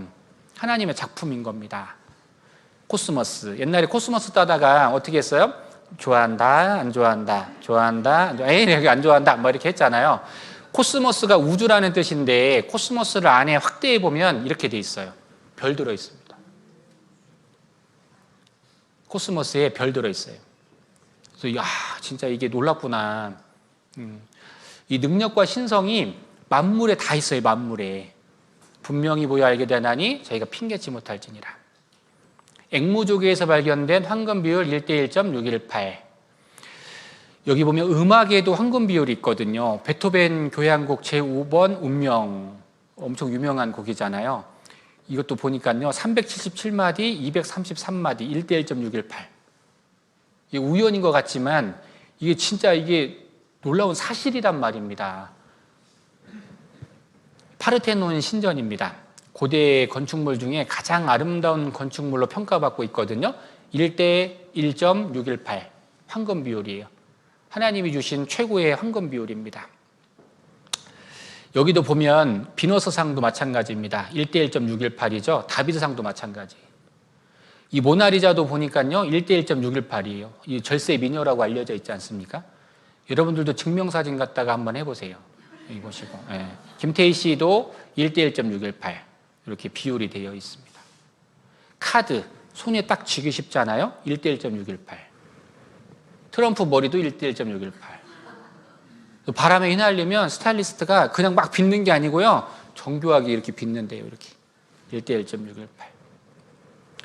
새는 여기 알이 있잖아요. 14일입니다. 부화 주기가. 계란은 21일입니다. 어떤 양계장 하시는 분이 돈을 많이 벌어볼 목적으로 항온, 항습, 습도, 온도 막 엄청난 시설 투자를 해서 21일은 왜 21일이냐 열흘 만에 부화해 시켜볼게 했는데 안 되는 겁니다. 왜냐하면 생명은 하나님 거예요. 하나님이 정해놓은 겁니다. 21일입니다. 7의 배수죠. 7은 생명 숫자입니다. 하나님 숫자거든요. 그거보다 큰 오리는 28일, 거위는 35일, 타조는 42일, 강아지, 고양 63일, 사람은 280일, 40주잖아요. 다 7의 배수입니다. 이거 우연이 아닌 겁니다. 하나님이 정교하게 설계해 놓으신 거예요. 자, 여기 지구에 관련된 거 몇 가지만 좀 살펴볼게요. 과학적 발견보다 수천 년 앞서 발견된 기술된 성경. 북편 하늘에 허공이 있다. 자, 보세요. 우리가 2024년도 살고 있잖아요. 자, 그럼 욥기 성경이 지금으로부터 3,500년 전 성경입니다. 몇 년이라고 했어요, 제가? 3,500년 전이면 우리 옛날 말로 호랑이 담배 피던 시절보다 더 앞서간 시절이에요. 3,500년 전입니다. 3,500년 전에 노트북 있어요? 만안경 있어요? 비행기 있어요? 과학이 발달했어요? 아니, 아무것도 없는 시대예요. 자, 그런데 뭐라고 성경에 기록되어 있느냐? 욥기 26장 7절입니다. 같이 읽어보겠습니다. 그는 북편 하늘을 자, 허공이 있다고 돼 있어요. 허공. 여러분들 이 우주에 하늘에 허공이 있다고 돼 있는 겁니다. 언제 말씀하셨다고요? 자, 그럼 이거 사실인지 아닌지 밝혀지려면 뭐가 필요해요? 만안경이 있어야 되고 천문학이 발달해야 되잖아요. 자, 그런데 언제 이 사실을 발견해냈냐? 1981년도에 미국의 3대 천문대에 의해서 밝혀졌어요. 몇 년도에요? 1981년도에. 성경 기록은 언제? 이거 가능한 일이에요? 불가능한 일이에요? 어려운 질문이에요? 가능한 일이에요? 불가능한 일이에요? 불가능한 일이에요. 하나님이 이 일을 만드셨기 때문에 미리 기록해 놓을 수 있었단 말입니다. 과학이 발달하기도 전에. 여러분들 뉴스라고 하는 것은 있었던 일을 보도하는 거잖아요. 성경은 예언이란 말입니다. 깊게 생각해 보세요. 자, 1981년도에 북편 하늘에 허공이 있다는 것을 밝혀냈어요. 자, 여기 보세요. 여기 보니까요, 이 허공이 있는 거예요. 여기 보니까 별이 이렇게 많은데 북쪽 하늘에 허공이 있다고? 북쪽 하늘에 텅 빈 공간이 있었다고 미국의 3대 천문대에서 밝혀냈습니다. 공간이 있었다는 거예요. 그래서 여기에 지름이 3억 광년이나 되는 별도 별로 없이 텅 빈 공간이 있었다. 1,000억 개 별로 구성되는 은하계가 2,000개가 들어가는 공간이다. 어마어마한 거거든요. 그래서 신문에 냈습니다. 뭐라고 냈냐? 북두칠성 뒤에 지름이 3억 광년이나 되는 별도 별로 없이 텅 빈 상태의 우주 공간을 발견해냈다는 거예요. 그러니까 3,500년 전에 기록된 성경이 우리 시대의 사실로 밝혀진 겁니다. 예언과 성취와 증거가 있잖아요. 성경 사실이네? 그러면 하나님이 살아계신 거네? 미국의 3대 천문대에서 밝혀낸 겁니다. 천문대에서 밝혀낸 거예요. 불과 42년 전에 밝혀진 사실을 성경은 3,500년 전에 말씀하고 있는 거예요. 성경은 팩트입니다. 사실이에요. 지구 내부에 관한 말씀도 기록되어 있거든요. 여러분들 지금 여기 보면 욥기 28장 5절에 지면은 식물을 내나 지하는 뭐가 있대요? 불이 있대요. 여러분들 땅 파면 뭐가 나와요? 돈이 나와요? 돌이 나와요? 돌 더 파면 뭐가 나와요? 물 나오잖아요. 물. 지하수 팔 때 막 땅을 막 깊이 100m, 200m 파잖아요. 더 파면 뭐가 나와요? 여기 보세요. 여기 불이 있대요. 지하에. 자, 그런데 이 사실을 3,500년 전에 기록해 놨는데 언제 밝혀졌냐? 1936년에 레만이라는 사람에 의해서 지진파를 통해서 내핵을 발견한 겁니다. 놀랍게도 지하에 불이 있어요. 3,500년 전 기록된 성경 말씀이 그대로 이루어진 겁니다. 지면은 식물을 내나 지하는 불로 뒤집는 것 같고, 여기 보세요. 지하에 불이 있어요. 지진파 구조로 알아낸 겁니다. 그러니까 성경은 사실인 거예요. 지구 내부에 불로 뒤집는 일이 실제 있는 겁니다. 자, 번개가 식물을 준다는 내용이 성경에 기록되어 있습니다. 자, 여기 보면 자, 그가 번갯빛으로 자기의 사면에 두르시며 바다 밑도 가리우시며 이런 것들로 만민을 징벌하시며, 그러니까 번개는 징벌의 상징이에요. 그래서 나쁜 짓 많이 하는 사람들을 옛날 어르신들은 벼락마저 뭐라고 하잖아요. 이렇게 에라이 벼락마저 이렇게 하잖아요. 그래서 만민을 징벌하는 용도로도 사용하고, 뒤에 보면 식물을 풍비 주시느니라. 여기 식물은 푸드라고 돼 있어요. 먹는 음식을 말하는 거거든요. 농작물과 관련이 있다는 겁니다. 자, 지금으로부터 3,500년 전 성경에 번개 치면 농작물이 잘 자란다는 내용이 기록되어 있는 거예요. 그런데 이 사실을 언제 발견했냐? 여기 보면 1995년도에 푸드 후란즈 블라우라는 사람이 발견해낸 거예요. 몇 년도에? 1995년도에. 3,500년 전에 어떻게 알았을까요? 번개 치면 식물 자라는 것을. 성경이 사실이라니까요. 하나님께서 만드신 거예요. 확인해 볼까요? 번개는 생명체의 최대 질소원입니다. 연간 10억 톤의 질산 등을 내린다고 돼 있어요. 여기 보면 지구상에 연간 10억 톤의 질소 비료가 내려진다고 하는 겁니다. 번개 치는 날, 다음 날 되면은 쾌쾌한 냄새가 나는 이유는 질소 비료 때문에 그래요. 여기 보면 해발 3,300m의 번개를 연구하는 곳이 있거든요. 여기서 밝혀낸 거예요. 여기 보면은 아무도 올라가지 않는 곳에 식물이 자라는 이유는 번개를 통해서 질소 비료를 내려주는 겁니다. 공기 중에는 질소가 있잖아요. 번개를 통해서 질소 비료가 되는 겁니다. 질소 비료가 되는 과정을 그리고 있는 거예요. 이 소장님의 이 이야기 한번 들어볼게요. 우리 조상들도 뭐 옛날에 천둥이 오면 그 천둥 번개 치는 날에는 농사가 잘 된다는 게 속담이 있지 않습니까? 격언이 있고 그건 맞는 얘기거든요. 비가 오면은 천둥 벼라가 치게 되면 질소가 유리돼 가지고 땅 속에서 그 질소 이온이 들어가는 거죠. 질소 고정이죠. 자, 질소 비료가 된다고 분명히 이야기하고 있는데 성경 3,500년 전에 이미 예언이 되어 있었던 겁니다. 지구는 둥글다. 이 내용도 성경에 기록되어 있습니다. 자, 지금으로부터 2,700년 전에 이사야 성경에 보면 그는 땅 위 궁창에 앉으시나, 다른 번역에 보면 동그란 지구에 앉았다고 되어 있어요. 그러니까 2,700년 전에 지구가 둥글다는 걸 밝혀내고 있었던 겁니다. 지구가 둥글다는 걸 언제 알았어요? 우주왕복선이 1961년도에 나가봤거든요. 소련의 우주왕복선에 유리 가간이라는 조종사가 나갔거든요. 최초로. 그때 지구가 둥근 걸 보게 된 거거든요. 성경 2,700년 전에 이미 예언이 되어 있었던 겁니다. 여기 보면 서클이라고 되어 있죠. 원이라는 뜻이에요. 궁창에 앉으셨습니다. 둥글다 뜻입니다. 고대 사람들은 지구의 모습을 상상했어요. 지구는 네모일까? 세모일까? 어떤 사람은 큰 거북이 위에 코끼리가 타고 그 위에 지구가 얹어져 있다고 생각했습니다. 또 어떤 사람은 큰 물고기가 지구를 엎고 있다고 생각했거든요. 그런데 이 마젤란이라는 사람이 세계 일주를 통해서 지구가 둥글다는 걸 이렇게 설명했잖아요. 그래서 출발한 지점으로 다시 돌아왔지 않습니까? 그래서 지구는 둥글구나. 그거를 또 역사적으로 밝혀냈어요. 그러나 성경은 이미 2,700년 전에 둥글다고 기록이 되어 있었단 말입니다. 성경은 사실이기 때문에 그렇습니다. 당연히 지구는 둥글다. 중세 시대에도 알고 있었다. 앞으로 지구는 둥그니까 자꾸 걸어나가면, 우리 어렸을 때도 불렀잖아요. 여기 우주왕복선에서 찍은 지구의 모습이에요. 지구는 둥글다. 성경은 사실이다. 그리고 이 지구를 공중에 매달아 놨다는 성경 구절이 있습니다.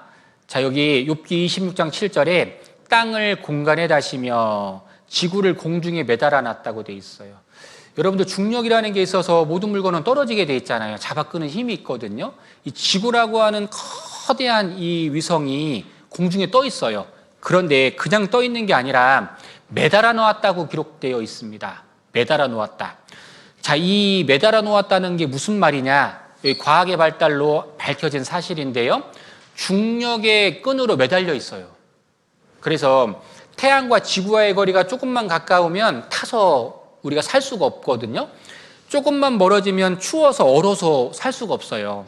일정한 거리를 유지할 수 있는 비결은 중력의 끈 때문에 그렇습니다. 성경이 사실인 거예요. 놀라운 증거들은 수도 없이 많이 있습니다. 자, 여기 동물과 식물에 대해서도 한번 살펴보죠.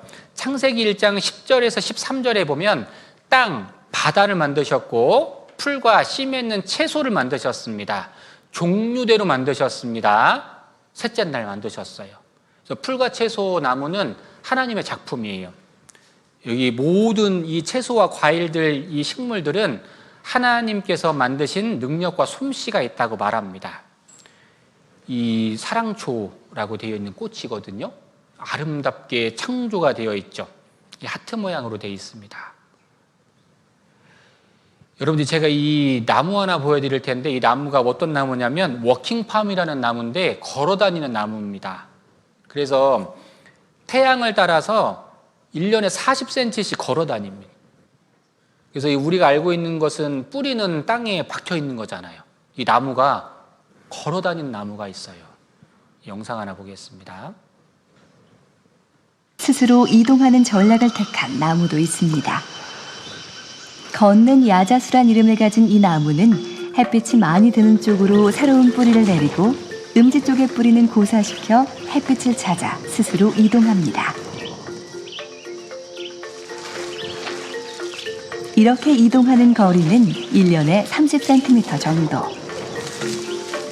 1년에 30cm를 걷는 나무가 있는 거예요. 사람이 만들었습니까? 아니죠. 종류대로 풀과 씨 맺는 채소와 각기 종류대로 식물을 만드신 하나님의 작품인 겁니다. 하나님의 솜씨예요. 만드신 만물에 분명히 보여 알게 되나니 저희가 핑계치 못할지니라. 자, 여기 또 하나 식물은요, 이 케톱시스라는 식물인데 전깃줄에 매달려 있거든요. 화분이 없고 땅이 없고 줄에 매달려서 자라는 식물이 있어요. 신기하니까 한번 보겠습니다. 경쟁이 치열한 열대 지역. 식물은 의외의 장소에서 자라기도 합니다. 이 식물은 상상하기 어려운 장소에 있습니다. 매달려 있잖아요. 줄타기 하는 식물. 꽃을 피웠다는 것은 이곳에서 건강하게 살고 있다는 뜻입니다. 물은커녕 흙도 없는 이곳에서 어떻게 살 수 있을까요? 케톱시스는 물통을 마련해 두었습니다. 변형된 잎들은 빗물바지 역할도 하죠. 이 나레이션이 뭐라고 하는지 불확실한 들어보세요. 미래를 대비한 저축. 불확실한 미래를 대비한 저축. 이 식물도요, 이 자신의 이 앞날을 예비할 수 있는 지혜를 주셨다는 겁니다. 과히 상상할 수도 없는 거잖아요. 이거 하나님의 솜씨예요. 창세기 1장 20절 23절에 보면 새, 물고기, 모든 새 5째 날 만드셨습니다. 새는 하나님의 작품입니다. 이 새가요, 얼마나 지능이 뛰어난지 몰라요. 여러분들 까치잖아요. 까치집을 여기 보면은 구멍을 옆으로 냈어요. 왜 옆으로 냈어요?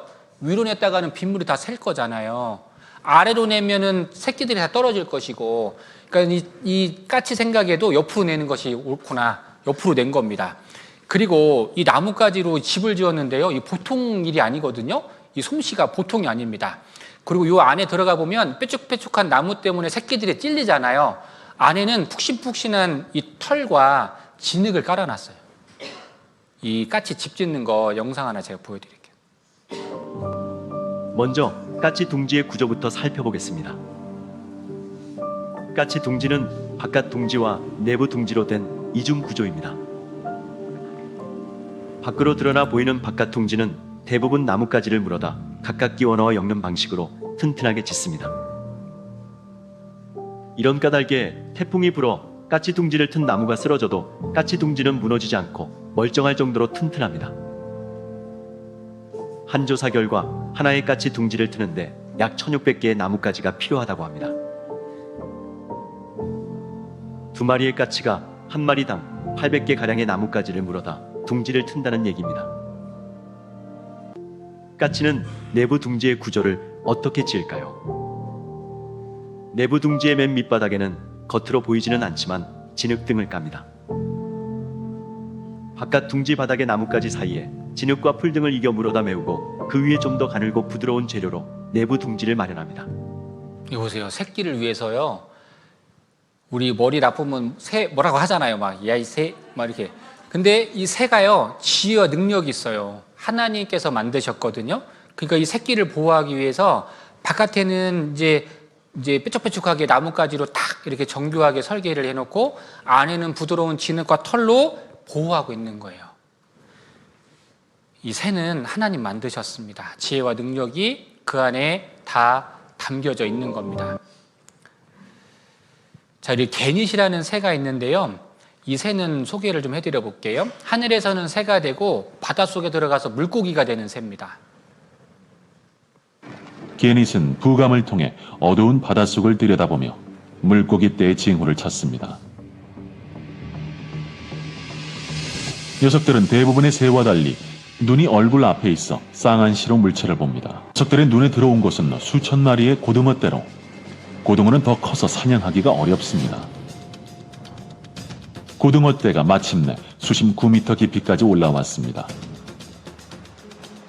개닛들이 최강의 무기를 준비하는데 녀석들은 약 30m의 상공으로 올라가 탄력과 중력을 최대한 활용하려고 합니다.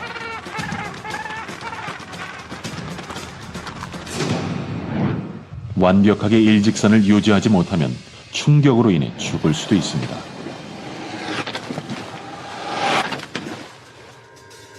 녀석들은 날개를 밀어넣고 발을 집어넣어 몸을 화살 모양으로 만듭니다. 이 새 누가 만드셨어요? 하나님 만드셨잖아요. 날개에 있는 모든 새를 종류대로 창조하셨다고 돼 있잖아요. 이 새가 수심 30m까지 잠수해서 물고기로 헤엄을 쳐요. 이런 능력은 하나님 부어주신 거예요. 성경에는 하나님의 능력과 솜씨가 있고요. 예언과 성취와 증거가 있습니다. 나방입니다. 나방. 세상에서 가장 큰 나방. 여기 보면 뱃머리, 뱃머리. 이 무늬를 한번 잘 보세요. 이거 누가 만들었습니까? 뱃머리, 뱃머리. 이봐, 뱃머리. 이 나방 누가 만들었어요, 이거? 하나님 만드신 거예요. 하나님의 능력과 솜씨가 있는 겁니다. 모기 없었으면 좋겠잖아요. 근데 이 모기가 3,500종 이상이 된다고 합니다. 그런데 인간의 피를 받는 이 흡혈 이 모기가 약 한 200종 정도 된대, 6%. 나머지 모기는요, 어떤 역할을 하느냐? 벌만큼 꽃가루를 옮기는 역할을 한대요. 그러니까 모기를 멸종시키면 생태계가 파괴가 돼요. 필요해서 만든 거예요, 하나님께서. 짐승도 종류대로 만든 거예요. 펭귄은 펭귄 종류대로, 개는 개대로, 새는 새대로, 학은 학대로, 종류대로 만든 겁니다. 짐승에게 물어보라, 공중의 새에게 물어보라, 바다의 고기도 내게 설명하리라. 여러분들 여기 토끼에 되새김질하는 내용이 담겨져 있거든요. 여기 보면 3,400년 전에 토끼가 새김질한대요. 자, 1882년에 그리지맥 박사를 통해서 토끼 새김질하는 걸 밝혀냈거든요. 여기 보면 토끼인데요. 여기 위가 여기 하나 있거든요. 근데 이 토끼가 똥을 눈답니다. 근데 이 똥 안에 영양가가 있대요. 그래서 이 토끼가 이 시코트로프라고 하는 이 똥을 먹어야지 산다고 하거든요. 그래서 되새김질하는 짐승이라는 걸, 동물이라는 걸 알아낸 겁니다. 1882년도에. 근데 이 토끼가 언제 이걸 먹냐면 새벽에 먹는데, 새벽에. 그러니까 1800년대에는 이 불이 없잖아요, 전기가. 깜깜해서 못 본 거예요. 그런데 이제 18세기 들어와서 전구의 발명, 전기의 발명으로 인해서 토끼가 똥 먹는 거 발견된 겁니다. 성경에서는 이미 레위기서 11장에 기록하고 있었거든요. 그래서 여기 보면 1882년도에 새김질에 대한 과학적 정의를 밝혀냈다. 토끼를 되새김질하는 짐승으로 규정했다. 성경은 사실이었다는 거예요. 정리를 해보겠습니다. 식물을 만들고 짐승을 만든 하나님께서 마지막 사람을 창조하셨습니다. 네이버에 쳐보면 인류의 출현은 오스트랄로피테쿠스 원숭이에서 진화됐다고 가리키고 있어요. 잘못된 사실이죠. 여기 보면 인류의 진화는 오스트랄로피테쿠스로 점점 진화해서 사람 됐다고 말해요. 우리 조상 원숭이라고 말하는 겁니다. 여러분들 조상이 원숭이에요? 아니에요. 유전학적으로, 과학적으로, DNA 구조적으로요, 하나도 맞지 않아요. 잘못된 사실입니다. 그런데 놀라운 것은 교과서에도 실려 있다는 거예요. 우리나라에는 이러한 그 내용이 있는데요. 자, 창세기 1장 27절에는 하나님이 자기 형상, 곧 하나님의 형상대로 사람을 창조하시되 남자와 여자를 창조하셨다고 돼 있어요. 만들었다고 되어 있습니다. 최초의 사람은 하나님의 형상에 닮은 사람, 하나님의 모습이 있는 사람, 즉 하나님과 소통하는 신령한 영적 존재로 만들어졌어요. 자, 여호와 하나님이 흙으로 사람을 지으시고 사람을 뭘로 만드셨대요? 흙으로 만드셨답니다. 여러분들 이 몸이 흙이에요, 흙. 연약한 겁니다. 왜 흙으로 만드셨을까? 왜? 하필이면 사람의 성분과 인체의 이 흙의 성분이 동일하다고 말해요. 그래서 신토부리, 땅에서 나는 농작물을 많이 먹으면 건강하고 맨발 걷기, 이 흙하고 접촉을 많이 하면 사람이 건강을 유지할 수 있다라고 말하는 거잖아요. 이 흙과 같은 물질이래요. 이렇게. 왜 흙으로 만드셨냐? 첫 번째, 인간이 연약하다는 것을 가르쳐주기 위해서. 사람을 보석으로 만들지 않은 이유는 인간의 값어치가 육체만으로는 아무런 의미가 없다는 것을 알게 하기 위해서입니다. 성경 누가복음 16장에 보면 부자와 거지 나사로의 이야기가 나오거든요. 부자는 세상에서 성공한 사람이에요. 모든 사람이 부러워하는 사람인데 이 부자는 날마다 호화로이 연락하고 잔치하는 꽤 성공한 사람이었습니다. 그런데 반대로 거지 나사로가 등장합니다. 이 나사로는 세상에서 무명한 자였거든요. 놀라운 것은 이 두 사람이 둘 다 죽음을 맞이해서 장사를 했다라고 돼 있습니다. 장례식을 치렀거든요. 부자니까 호화롭게 장례식을 치렀을 거고 거지니까 초라하게 장례식을 치렀을 거잖아요. 그런데 그 다음 구절에 보면 부자는 지옥에 떨어졌다라는 구절이 있고 나사로는 천국에 들어갔다는, 낙원에 들어갔다라고 하는 구절이 들어있거든요. 차이가 무엇이었을까? 부자는 육신이 전부라고 생각하고 평생을 자기 육신만을 위해서 살아갔던 사람의 대표. 나사로는 비록 어려운 환경과 고통이 있었지만, 눈물이 있었지만 그는 하나님의 사랑을 개인적으로 체험한 사람이었다는 거예요. 그래서 그 사람이 죽고 난 이후에 운명이 완전히 달라졌다는 겁니다. 우리도 마찬가지. 말씀 듣는 것이 생소하고 때로는 지루할 수 있고 그럴 수 있어요. 그러나 우리의 육체만으로 끝나는 것이 아니기 때문에 여러분들 노력을 해서 내 영혼이 잘 되는 길과 하나님의 말씀을 반드시 깨달아야 된다는 것입니다. 왜? 사실이니까요. 여러분들 천국과 지옥이 없고 하나님 살아계신 게 아닌데 왜 5일 동안 집회를 하면서 바쁜 시간을 내달라고 말하겠어요? 요즘 같은 시대에 거짓말했다가는요 금방 들통나는 시대입니다. 함부로 이야기할 수 있는 게 아니잖아요. 사실이기 때문에 전하는 거예요. 이 일이 실제 있는 겁니다. 인간은 반드시 육체만으로 끝나는 것이 아니기 때문에 사람은 생로병사를 통해서 인간이 연약하다는 걸 알게 하시는 거예요. 하물며 흙집에 살며 나로 나의 연약함을 알게 하소서. 인간은 연약한 겁니다. 그래서 나이가 들어가면 갈수록 계속 힘이 약해지고 마음도 약해지고요. 점점 연약함을 느끼잖아요. 생기를 그 코에 불어 넣으시니 사람이 생령이 된지라. 즉 내 안에 영혼이 있다는 거예요. 한번 따라해 주시겠습니다. 내 안에 영혼이 있다. 여러분들 보석 상자가 있는데 상자가 귀해요? 보석이 귀해요? 여러분들 몸이 귀해요? 영혼이 귀해요? 여러분들 죽음을 맞이하면 몸과 영혼이 분리가 됩니다. 그래서 임종을 바라볼 때 육체가 내 앞에 있잖아요. 안 움직이잖아요. 뭐가 달라진 겁니까? 영혼이 빠져나갔다는 뜻이에요. 우리가 말하고 움직이고 행동하고 있고 살아있다는 것은 내 안에 뭐가 있다는 뜻이에요? 영혼이 있다는 뜻이에요. 영혼이 빠져나가면 못 움직이고 죽음을 말하는 겁니다. 여러분들이 왜 귀하냐? 왜 하나님 앞에 존귀하냐? 하나님이 만들어주신 생명이 내 안에 있기 때문에 그래요. 한번 따라해 보겠습니다. 내 안에 영혼이 있다. 그래서 하나님 만나셔야 되는 겁니다. 영혼이 잘 되는 것이 세상에서 성공하는 거예요. 부자는 영혼에 관심이 없었던 겁니다. 여러분들도 관심을 가져야 돼요. 내 영혼이 잘 되는 방법이 무엇인지 관심을 가져야 됩니다. 영혼이 있다는 겁니다. 영혼의 소중함을 가르쳐주기 위해서 하나님이 흙으로 만들긴 했지만 기가 막히게 만드셨습니다. 내가 주께 감사하옴은 나를 지으심이 신묘막측.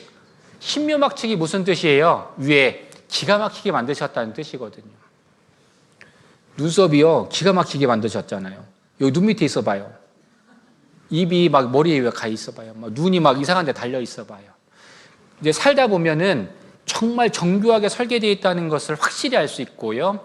사람은 약이 없어도 자연 치유 능력이 있어요. 그러니까 하나님이 80년, 90년 살아가는데 문제 없도록 설계해놨단 말입니다. 나는 여호와 보시기에 존귀한 자입니다. 호세아 2장 19절 내가 내게 장가들어 영원히 살되 의와 공면됨과 은총과 긍휼이 여김으로 내게 장가들며 장가는 언제 가는 거예요? 서로 사랑하는 사람들끼리 하는 거잖아요. 결혼하고 장가 가는 거. 사랑의 짝으로 여러분들 초대한 겁니다. 영원히 함께하고 싶대요. 여러분들 천국에서 하나님과 여러분들 영원히 함께하고 싶대요. 그러니까 어떻게 하라고요? 끝까지 말씀 들어보시라고요. 정리해 보겠습니다. 가죽과 살로 입히시며 뼈와 힘줄로 나를 뭉치셨습니다. 조금만 생각해 보면 엄청난 구절이라는 걸 알 수 있어요. 예전에 학교 다닐 때 미술 시간에요. 찰흙놀이 할 때 어떻게 했어요? 뼈대 만들고 찰흙 붙였잖아요. 순서가. 근데 여기 뭐라고 돼 있어요? 가죽과 살이 먼저라고 돼 있죠. 가죽과 살로 입히시며. 그러니까 찰흙 먼저 만들고 그 다음에 뼈를 집어넣었다고 말하는 거거든요. 초음파도 없는데 산부인과도 없는데 어떻게 알았어요? 하나님이 만드셨기 때문에 기록해 놨다는 거거든요. 실제 태아 자라는 거 보니까요. 가죽과 살부터예요. 보세요. 가죽과 살이잖아요. 뼈 안 보이잖아요. 뼈가 언제 보이냐? 12주가 됐을 때 뼈가 보이는 겁니다. 하나님이 나를 만드셨습니다. 오늘 첫 번째 시간 드릴 말씀은 다 드렸습니다.